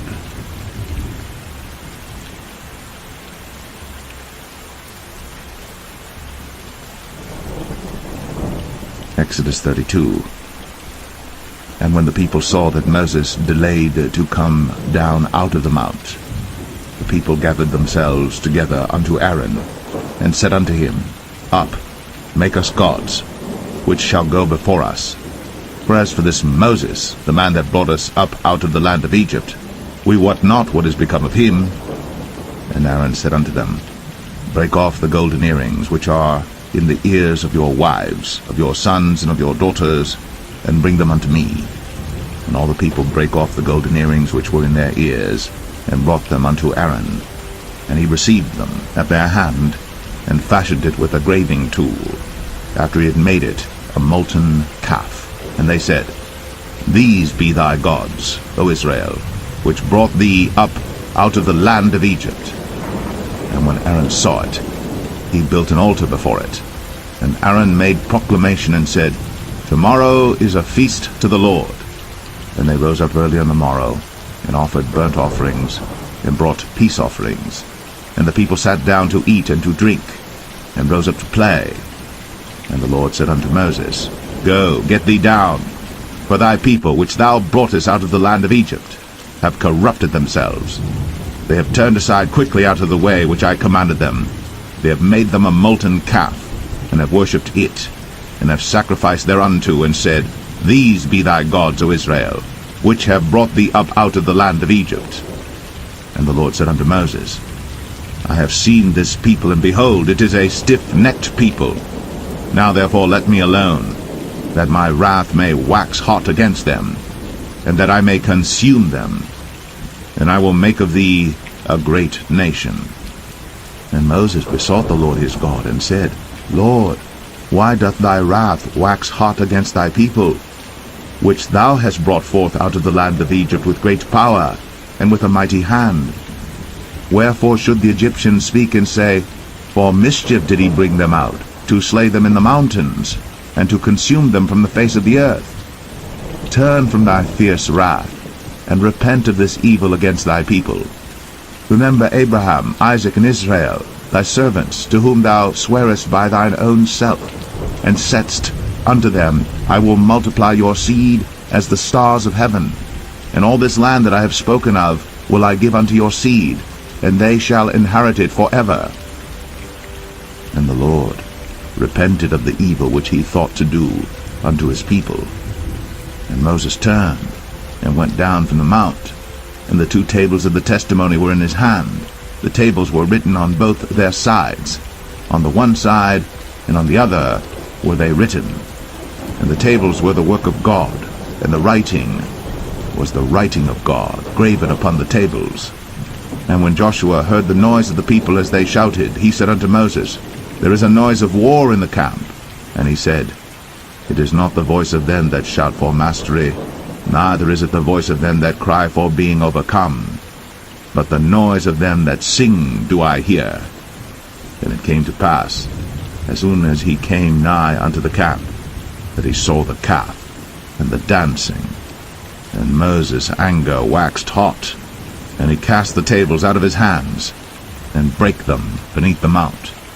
And he took the calf which they had made, and burnt it in the fire, and ground it to powder, and strawed it upon the water, and made the children of Israel drink of it. And Moses said unto Aaron, What did this people unto thee, that thou hast brought so great a sin upon them? And Aaron said, Let not the anger of my Lord wax hot. Thou knowest the people, that they are set on mischief. For they said unto me, Make us gods, which shall go before us. For as for this Moses, the man that brought us up out of the land of Egypt, we wot not what is become of him. And I said unto them, Whosoever hath any gold, let them break it off. So they gave it to me. Then I cast it into the fire, and there came out this calf. And when Moses saw that the people were naked, for Aaron had made them naked unto their shame among their enemies, then Moses stood in the gate of the camp, and said, Who is on the Lord's side? Let him come unto me. And all the sons of Levi gathered themselves together unto him. And he said unto them, Thus saith the Lord God of Israel, Put every man his sword by his side, and go in and out from gate to gate throughout the camp, and slay every man his brother, and every man his companion, and every man his neighbor. And the children of Levi did according to the word of Moses. And there fell of the people that day about 3,000 men. For Moses had said, Consecrate yourselves today to the Lord, even every man upon his son, and upon his brother, that he may bestow upon you a blessing this day. And it came to pass on the morrow, that Moses said unto the people, Ye have sinned a great sin, and now I will go up unto the Lord. Peradventure I shall make an atonement for your sin. And Moses returned unto the Lord, and said, O this people have sinned a great sin, and have made them gods of gold. Yet now, if thou wilt forgive their sin, and if not, blot me, I pray thee, out of thy book, which thou hast written. And the Lord said unto Moses, Whosoever hath sinned against me, him will I blot out of my book. Therefore now go, lead the people unto the place of which I have spoken unto thee. Behold, mine angel shall go before thee. Nevertheless, in the day when I visit, I will visit their sin upon them. And the Lord plagued the people, because they made the calf which Aaron made.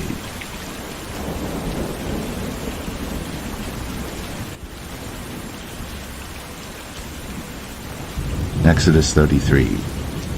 And the Lord said unto Moses, Depart, and go up hence, thou and the people which thou hast brought up out of the land of Egypt, unto the land which I swear unto Abraham, to Isaac, and to Jacob, saying, Unto thy seed will I give it. And I will send an angel before thee, and I will drive out the Canaanite, the Amorite, and the Hittite, and the Perizzite, the Hivite, and the Jebusite, unto a land flowing with milk and honey. For I will not go up in the midst of thee, for thou art a stiff-necked people, lest I consume thee in the way. And when the people heard these evil tidings, they mourned, and no man did put on him his ornaments. For the Lord had said unto Moses, Say unto the children of Israel, Ye are a stiff-necked people. I will come up into the midst of thee in a moment, and consume thee. Therefore now put off thy ornaments from thee, that I may know what to do unto thee. And the children of Israel stripped themselves of their ornaments by the Mount Horeb.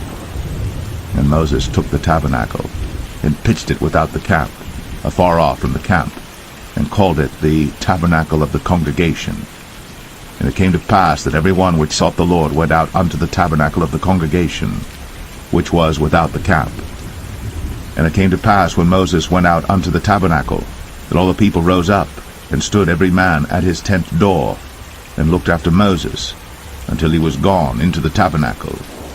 And it came to pass, as Moses entered into the tabernacle, the cloudy pillar descended, and stood at the door of the tabernacle, and the Lord talked with Moses.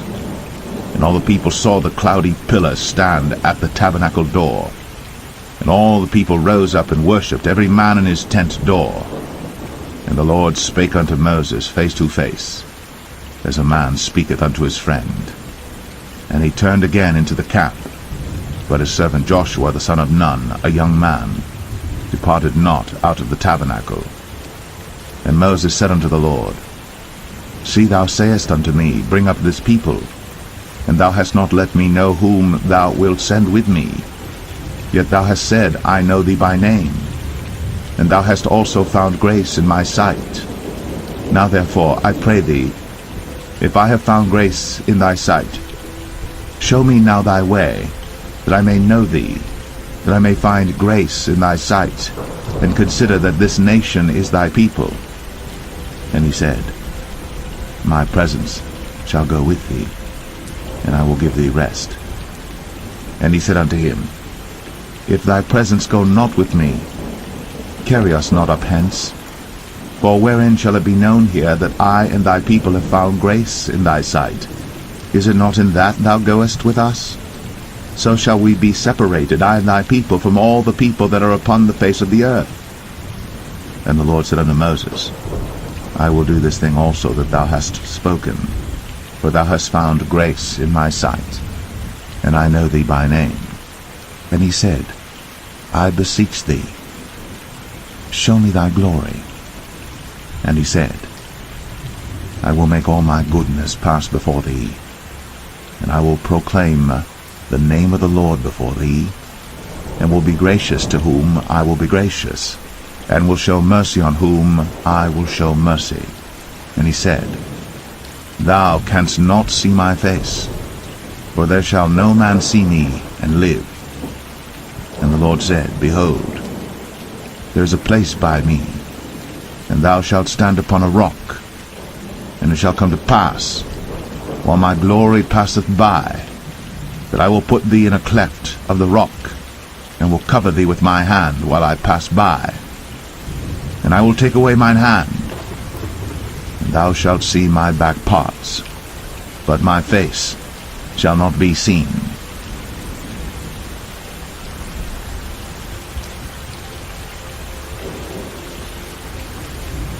Exodus 34. And the Lord said unto Moses, Hew thee 2 tables of stone like unto the first. And I will write upon these tables the words that were in the first tables which thou breakest. And be ready in the morning, and come up in the morning unto Mount Sinai, and present thyself there to me in the top of the mount. And no man shall come up with thee, neither let any man be seen throughout all the mount. Neither let the flocks nor herds feed before that mount. Then he hewed 2 tables of stone like unto the first. And Moses rose up early in the morning, and went up unto Mount Sinai, as the Lord had commanded him, and took in his hand the 2 tables of stone. And the Lord descended in the cloud, and stood with him there, and proclaimed the name of the Lord. And the Lord passed by before him, and proclaimed, the Lord God, merciful and gracious, long-suffering, and abundant in goodness and truth, keeping mercy for thousands, forgiving iniquity, and transgression and sin, and that will by no means clear the guilty, visiting the iniquity of the fathers upon the children, and upon the children's children, unto the 3rd and to the 4th generation. And Moses made haste, and bowed his head toward the earth, and worshipped. And he said, If now I have found grace in thy sight, O Lord, let my Lord, I pray thee, go among us. For it is a stiff-necked people, and pardon our iniquity and our sin, and take us for thine inheritance. And he said, Behold, I make a covenant. Before all thy people I will do marvels, such as have not been done in all the earth, nor in any nation. And all the people among which thou art shall see the work of the Lord. For it is a terrible thing that I will do with thee. Observe thou that which I command thee this day. Behold, I drive out before thee the Amorite, and the Canaanite, and the Hittite, and the Perizzite, and the Hivite, and the Jebusite. Take heed to thyself, lest thou make a covenant with the inhabitants of the land whither thou goest, lest it be for a snare in the midst of thee. But ye shall destroy their altars, break their images, and cut down their groves. For thou shalt worship no other god, for the Lord whose name is a jealous God. Lest thou make a covenant with the inhabitants of the land, and they go a-whoring after their gods, and do sacrifice unto their gods, and one call thee, and thou eat of his sacrifice, and thou take of their daughters unto thy sons, and their daughters go a-whoring after their gods, and make thy sons go a-whoring after their gods. Thou shalt make thee no molten gods. The feast of unleavened bread shalt thou keep. 7 days thou shalt eat unleavened bread, as I commanded thee, in the time of the month Abib. For in the month Abib thou camest out from Egypt. All that openeth the matrix is mine, and every firstling among thy cattle, whether ox or sheep that is male. But the firstling of an ass thou shalt redeem with a lamb. And if thou redeem him not, then shalt thou break his neck. All the firstborn of thy sons thou shalt redeem, and none shall appear before me empty. 6 days thou shalt work, but on the 7th day thou shalt rest. In earing time and in harvest thou shalt rest. And thou shalt observe the feast of weeks, of the firstfruits of wheat harvest, and the feast of ingathering at the year's end. Thrice in the year shall all your men children appear before the Lord God, the God of Israel. For I will cast out the nations before thee, and enlarge thy borders. Neither shall any man desire thy land, when thou shalt go up to appear before the Lord thy God thrice in the year. Thou shalt not offer the blood of my sacrifice with leaven, neither shall the sacrifice of the feast of the Passover be left unto the morning. The first of the firstfruits of thy land thou shalt bring unto the house of the Lord thy God. Thou shalt not see the kid in his mother's milk. And the Lord said unto Moses, Write thou these words, for after the tenor of these words I have made a covenant with thee and with Israel. And he was there with the Lord 40 days and 40 nights. He did neither eat bread nor drink water. And he wrote upon the tables the words of the covenant, the 10 commandments. And it came to pass, when Moses came down from Mount Sinai, with the 2 tables of testimony in Moses' hand, when he came down from the mount, that Moses wist not that the skin of his face shone, while he talked with them. And when Aaron and all the children of Israel saw Moses, behold, the skin of his face shone, and they were afraid to come nigh him. And Moses called unto them, and Aaron and all the rulers of the congregation returned unto him. And Moses talked with them, and afterward all the children of Israel came nigh, and he gave them in commandment all that the Lord had spoken with him in Mount Sinai. Until Moses had done speaking with them, he put a veil on his face. But when Moses went in before the Lord to speak with him, he took the veil off until he came out. And he came out, and spake unto the children of Israel that which he was commanded.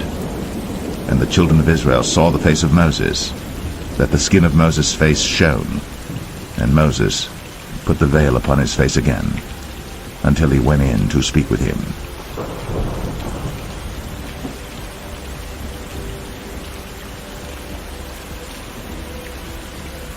Exodus 35. And Moses gathered all the congregation of the children of Israel together, and said unto them, These are the words which the Lord hath commanded, that ye should do them. 6 days shall work be done, but on the 7th day there shall be to you an holy day, a Sabbath of rest to the Lord.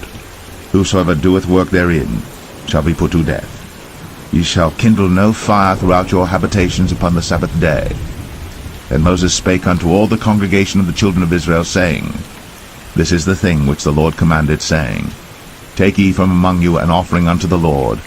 Whosoever is of a willing heart, let him bring it, an offering of the Lord, gold and silver and brass, and blue and purple and scarlet and fine linen and goat's hair, and rams' skins dyed red, and badgers' skins, and shittim wood, and oil for the light, and spices for anointing oil, and for the sweet incense, and onyx stones, and stones to be set for the ephod and for the breastplate.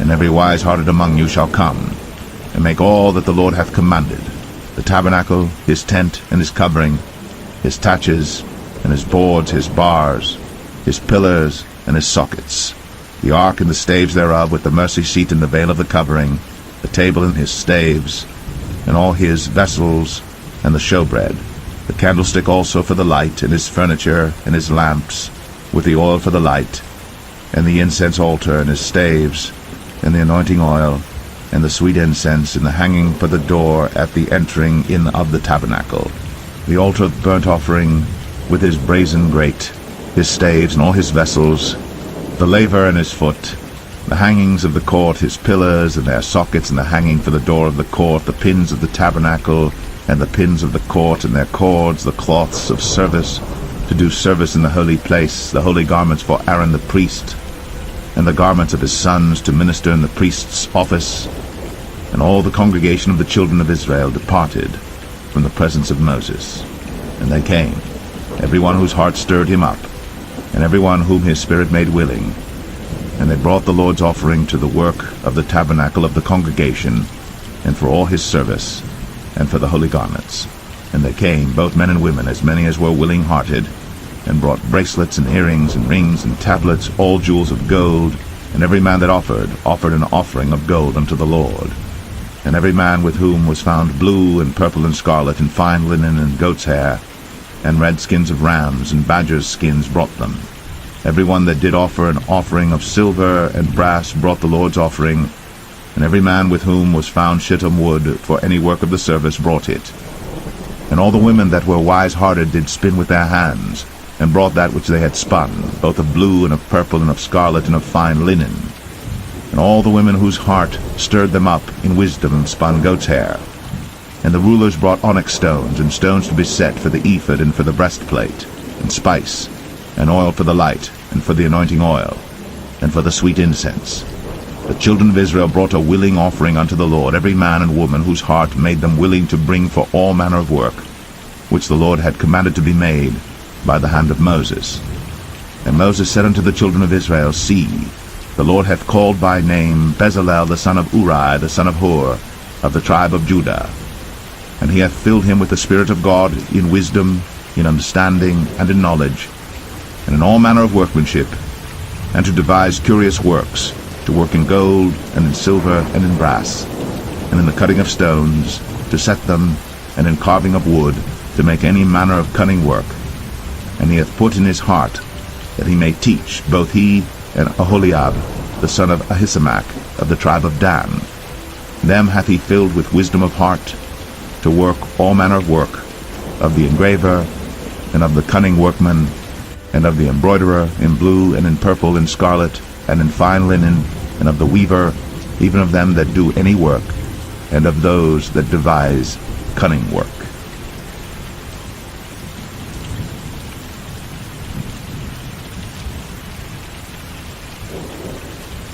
Exodus 36. Then wrought Bezalel and Aholiab, and every wise-hearted man, in whom the Lord put wisdom and understanding to know how to work all manner of work for the service of the sanctuary, according to all that the Lord had commanded. And Moses called Bezalel and Aholiab, and every wise-hearted man in whose heart the Lord had put wisdom, even every one whose heart stirred him up to come unto the work to do it. And they received of Moses all the offering, which the children of Israel had brought for the work of the service of the sanctuary, to make it withal. And they brought yet unto him free offerings every morning. And all the wise men that wrought all the work of the sanctuary came every man from his work which they made. And they spake unto Moses, saying, The people bring much more than enough for the service of the work, which the Lord commanded to make. And Moses gave commandment, and they caused it to be proclaimed throughout the camp, saying, Let neither man nor woman make any more work for the offering of the sanctuary. So the people were restrained from bringing. But the stuff they had was sufficient for all the work to make it, and too much. And every wise-hearted man among them that wrought the work of the tabernacle made 10 curtains of fine twined linen, and blue, and purple, and scarlet. With cherubims of cunning work made he them. The length of one curtain was 28 cubits, and the breadth of one curtain 4 cubits. The curtains were all of one size.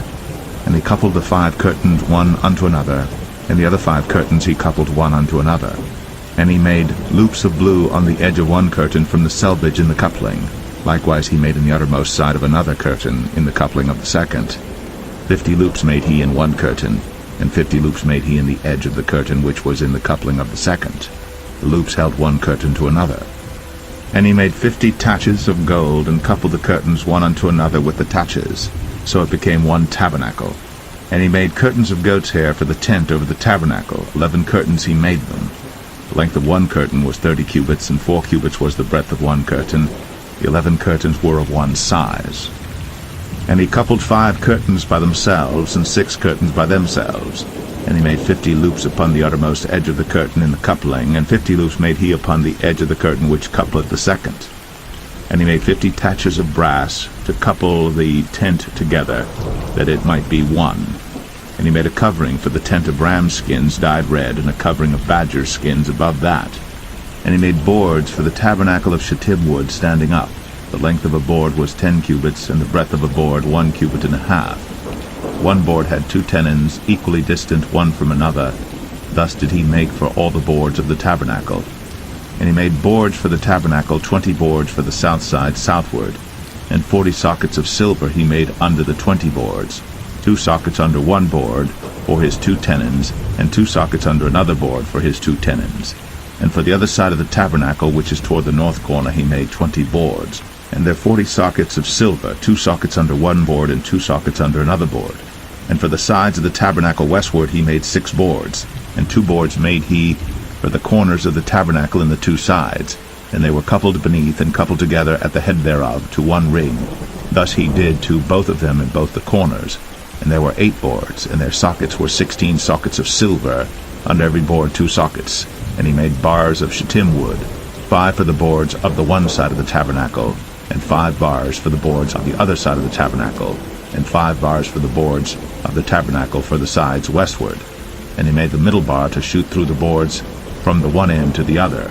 And he overlaid the boards with gold, and made their rings of gold to be places for the bars, and overlaid the bars with gold. And he made a veil of blue and purple and scarlet, and fine twined linen with cherubims made he it of cunning work. And he made thereunto 4 pillars of shittim wood, and overlaid them with gold. Their hooks were of gold. And he cast for them 4 sockets of silver, And he made an hanging for the tabernacle door of blue and purple and scarlet and fine twined linen of needlework, and the 5 pillars of it with their hooks, and he overlaid their chapiters and their fillets with gold, but their 5 sockets were of brass.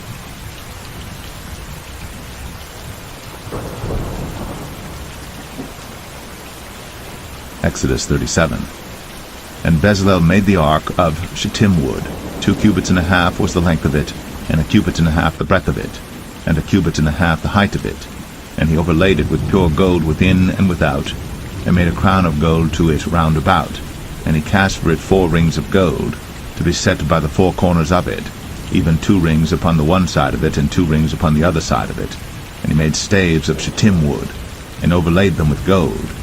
And he put the staves into the rings by the sides of the ark to bear the ark. And he made the mercy seat of pure gold. 2 cubits and a half was the length thereof, and 1 cubit and a half the breadth thereof. And he made 2 cherubims of gold, beaten out of one piece made he them, on the 2 ends of the mercy seat. 1 cherub on the end, on this side, and another cherub on the other end, on that side. Out of the mercy seat made he the cherubims on the 2 ends thereof. And the cherubims spread out their wings on high, and covered with their wings over the mercy seat, with their faces one to another. Even to the mercy seatward were the faces of the cherubims. And he made the table of shittim wood. 2 cubits was the length thereof, and 1 cubit the breadth thereof, and 1 cubit and a half the height thereof. And he overlaid it with pure gold, and made thereunto a crown of gold round about. Also he made thereunto a border of an handbreadth round about, and made a crown of gold for the border thereof round about. And he cast for it 4 rings of gold, and put the rings upon the 4 corners that were in the 4 feet thereof. Over against the border were the rings, the places for the staves to bear the table. And he made the staves of shittim wood, and overlaid them with gold to bear the table. And he made the vessels which were upon the table, his dishes, and his spoons, and his bowls, and his covers, to cover withal of pure gold. And he made the candlestick of pure gold. Of beaten work made he the candlestick. His shaft and his branch, his bowls, his knobs, and his flowers were of the same. And 6 branches going out of the sides thereof, 3 branches of the candlestick out of the one side thereof, and 3 branches of the candlestick out of the other side thereof. 3 bowls made after the fashion of almonds in one branch, a knob and a flower, and 3 bowls made like almonds in another branch, a knob and a flower. So throughout the 6 branches going out of the candlestick. And in the candlestick were 4 bowls made like almonds, his knobs and his flowers, and a knob under 2 branches of the same, and a knob under 2 branches of the same, and a knob under 2 branches of the same, according to the 6 branches going out of it. Their knobs and their branches were of the same. All of it was one beaten work of pure gold. And he made his 7 lamps, and his snuffers, and his snuff dishes of pure gold. Of a talent of pure gold made he it, and all the vessels thereof. And he made the incense altar of shittim wood. The length of it was 1 cubit, the breadth of it 1 cubit. It was 4 square, and 2 cubits was the height of it. The horns thereof were of the same. And he overlaid it with pure gold, both the top of it and the sides thereof round about, and the horns of it. Also he made unto it a crown of gold round about. And he made 2 rings of gold for it under the crown thereof, by the 2 corners of it upon the 2 sides thereof, to be places for the staves to bear it withal. And he made the staves of shittim wood, and overlaid them with gold. And he made the holy anointing oil, and the pure incense of sweet spices, according to the work of the apothecary.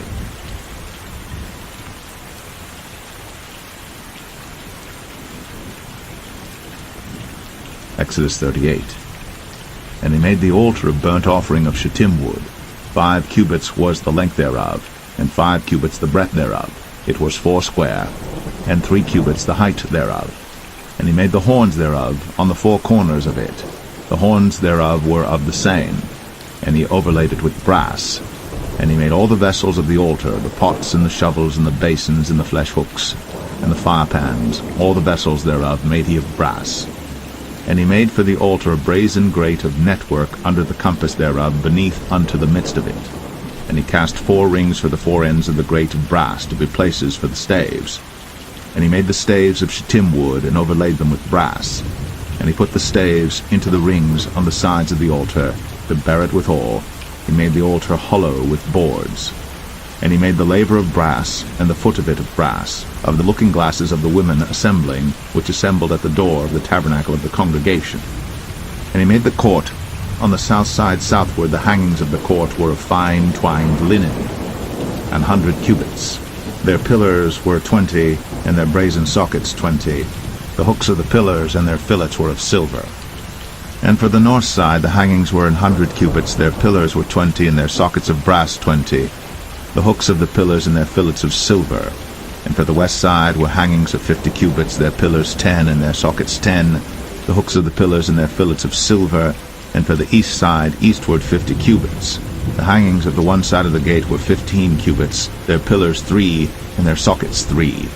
And for the other side of the court gate, on this hand and that hand, were hangings of 15 cubits, their pillars 3, and their sockets 3. All the hangings of the court round about were of fine twined linen, and the sockets for the pillars were of brass, the hooks of the pillars and their fillets of silver, and the overlaying of their chapiters of silver, and all the pillars of the court were filleted with silver. And the hanging for the gate of the court was needlework, of blue and purple and scarlet and fine twined linen, and 20 cubits was the length, and the height and the breadth was 5 cubits, answerable to the hangings of the court. And their pillars were 4, and their sockets of brass 4, their hooks of silver, and the overlaying of their chapiters and their fillets of silver. And all the pins of the tabernacle and of the court round about were of brass. This is the sum of the tabernacle, even of the tabernacle of testimony, as it was counted, according to the commandment of Moses, for the service of the Levites, by the hand of Ithamar, son to Aaron the priest. And Bezalel, the son of Uri, the son of Hur, of the tribe of Judah, made all that the Lord commanded Moses. And with him was Aholiab, son of Ahisamach, of the tribe of Dan, an engraver, and a cunning workman, and an embroiderer in blue, and in purple, and in scarlet, and fine linen. All the gold that was occupied for the work, and all the work of the holy place, even the gold of the offering, was 29 talents, and 730 shekels after the shekel of the sanctuary. And the silver of them that were numbered of the congregation was 100 talents, and 1,760 shekels after the shekel of the sanctuary. A bekah for every man, that is, half a shekel, after the shekel of the sanctuary, for every one that went to be numbered, from 20 years old and upward, for 600,000 and 3,550 men. And of the 100 talents of silver were cast the sockets of the sanctuary, and the sockets of the veil, and 100 sockets of the 100 talents, a talent for a socket. And of the 1,775 shekels he made hooks for the pillars, and overlaid their chapiters, and filleted them. And the brass of the offering was 70 talents, and 2,400 shekels. And therewith he made the sockets to the door of the tabernacle of the congregation, and the brazen altar, and the brazen grate for it, and all the vessels of the altar, and the sockets of the court round about, and the sockets of the court gate, and all the pins of the tabernacle, and all the pins of the court round about.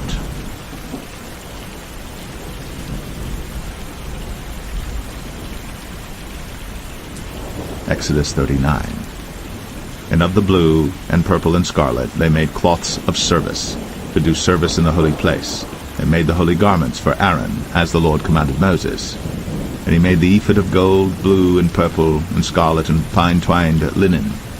And they did beat the gold into thin plates, and cut it into wires, to work it in the blue, and in the purple, and in the scarlet, and in the fine linen, with cunning work. They made shoulder pieces for it, to couple it together. By the 2 edges was it coupled together.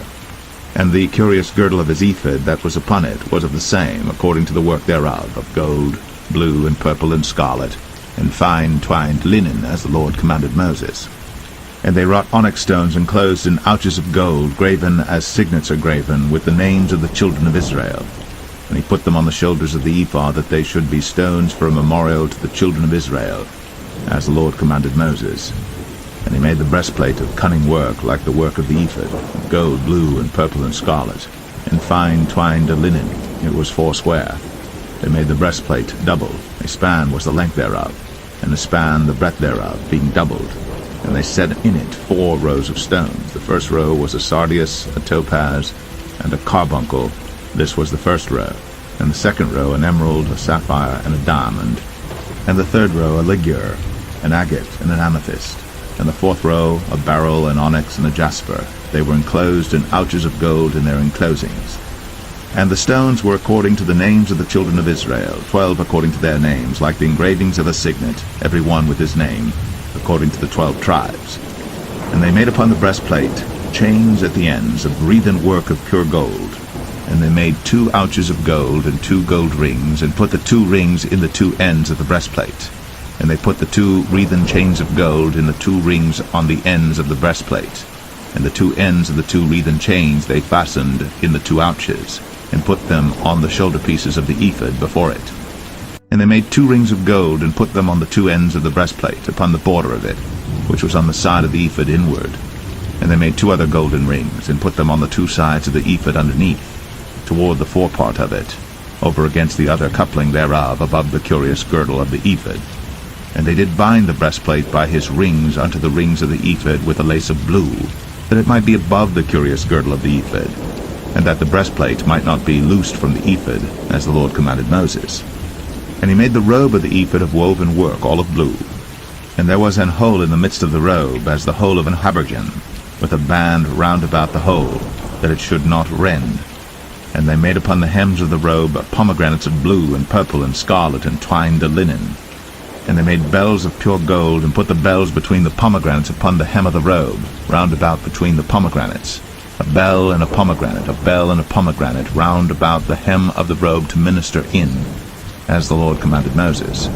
And they made coats of fine linen of woven work for Aaron and for his sons, and a mitre of fine linen, and goodly bonnets of fine linen, and linen breeches of fine twined linen, and a girdle of fine twined linen, and blue and purple and scarlet of needlework, as the Lord commanded Moses.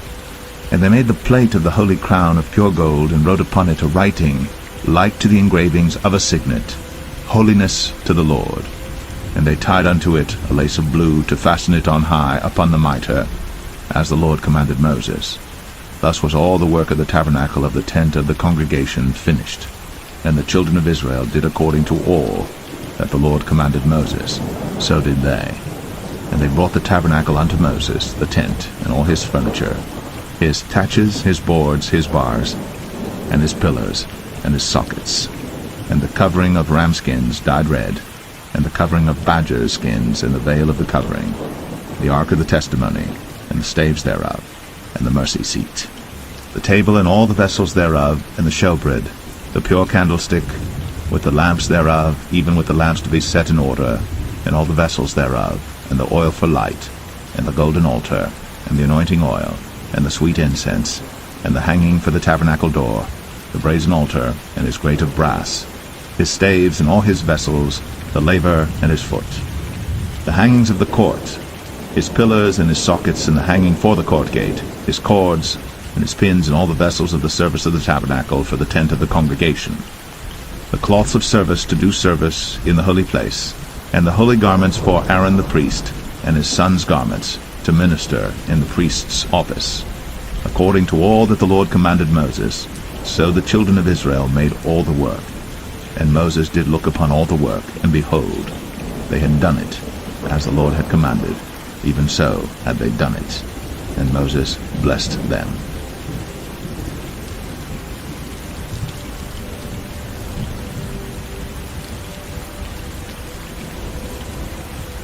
Exodus 40. And the Lord spake unto Moses, saying, On the first day of the first month shalt thou set up the tabernacle of the tent of the congregation, and thou shalt put therein the ark of the testimony, and cover the ark with the veil. And thou shalt bring in the table, and set in order the things that are to be set in order upon it. And thou shalt bring in the candlestick, and light the lamps thereof. And thou shalt set the altar of gold for the incense before the ark of the testimony, and put the hanging of the door to the tabernacle. And thou shalt set the altar of the burnt offering before the door of the tabernacle of the tent of the congregation. And thou shalt set the laver between the tent of the congregation and the altar, and shalt put water therein. And thou shalt set up the court round about, and hang up the hanging at the court gate.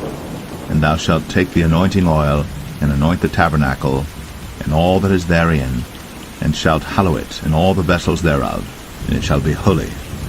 And thou shalt anoint the altar of the burnt offering, and all his vessels, and sanctify the altar, and it shall be an altar most holy. And thou shalt anoint the laver and his foot, and sanctify it. And thou shalt bring Aaron and his sons unto the door of the tabernacle of the congregation, and wash them with water. And thou shalt put upon Aaron the holy garments, and anoint him, and sanctify him, that he may minister unto me in the priest's office. And thou shalt bring his sons, and clothe them with coats. And thou shalt anoint them, as thou didst anoint their father, that they may minister unto me in the priest's office. For their anointing shall surely be an everlasting priesthood throughout their generations. Thus did Moses. According to all that the Lord commanded him, so did he. And it came to pass in the first month, in the second year, on the first day of the month, that the tabernacle was reared up. And Moses reared up the tabernacle, and fastened his sockets, and set up the boards thereof, and put in the bars thereof, and reared up his pillars. And he spread abroad the tent over the tabernacle, and put the covering of the tent above upon it, as the Lord commanded Moses. And he took and put the testimony into the ark, and set the staves on the ark, and put the mercy seat above upon the ark. And he brought the ark into the tabernacle, and set up the veil of the covering, and covered the ark of the testimony, as the Lord commanded Moses. And he put the table in the tent of the congregation upon the side of the tabernacle northward without the veil. And he set the bread in order upon it before the Lord, as the Lord had commanded Moses. And he put the candlestick in the tent of the congregation over against the table on the side of the tabernacle southward. And he lighted the lamps before the Lord, as the Lord commanded Moses. And he put the golden altar in the tent of the congregation before the veil. And he burnt sweet incense thereon, as the Lord commanded Moses. And he set up the hanging at the door of the tabernacle. And he put the altar of burnt offering by the door of the tabernacle of the tent of the congregation, and offered upon it the burnt offering and the meat offering, as the Lord commanded Moses. And he set the laver between the tent of the congregation and the altar, and put water there to wash withal. And Moses and Aaron and his sons washed their hands and their feet thereat, when they went into the tent of the congregation, and when they came near unto the altar, they washed, as the Lord commanded Moses. And he reared up the court round about the tabernacle and the altar, and set up the hanging of the court gate. So Moses finished the work. Then a cloud covered the tent of the congregation, and the glory of the Lord filled the tabernacle. And Moses was not able to enter into the tent of the congregation, because the cloud abode thereon, and the glory of the Lord filled the tabernacle. And when the cloud was taken up from over the tabernacle, the children of Israel went onward in all their journeys. But if the cloud were not taken up, then they journeyed not till the day that it was taken up. For the cloud of the Lord was upon the tabernacle by day, and fire was on it by night, in the sight of all the house of Israel, throughout all their journeys.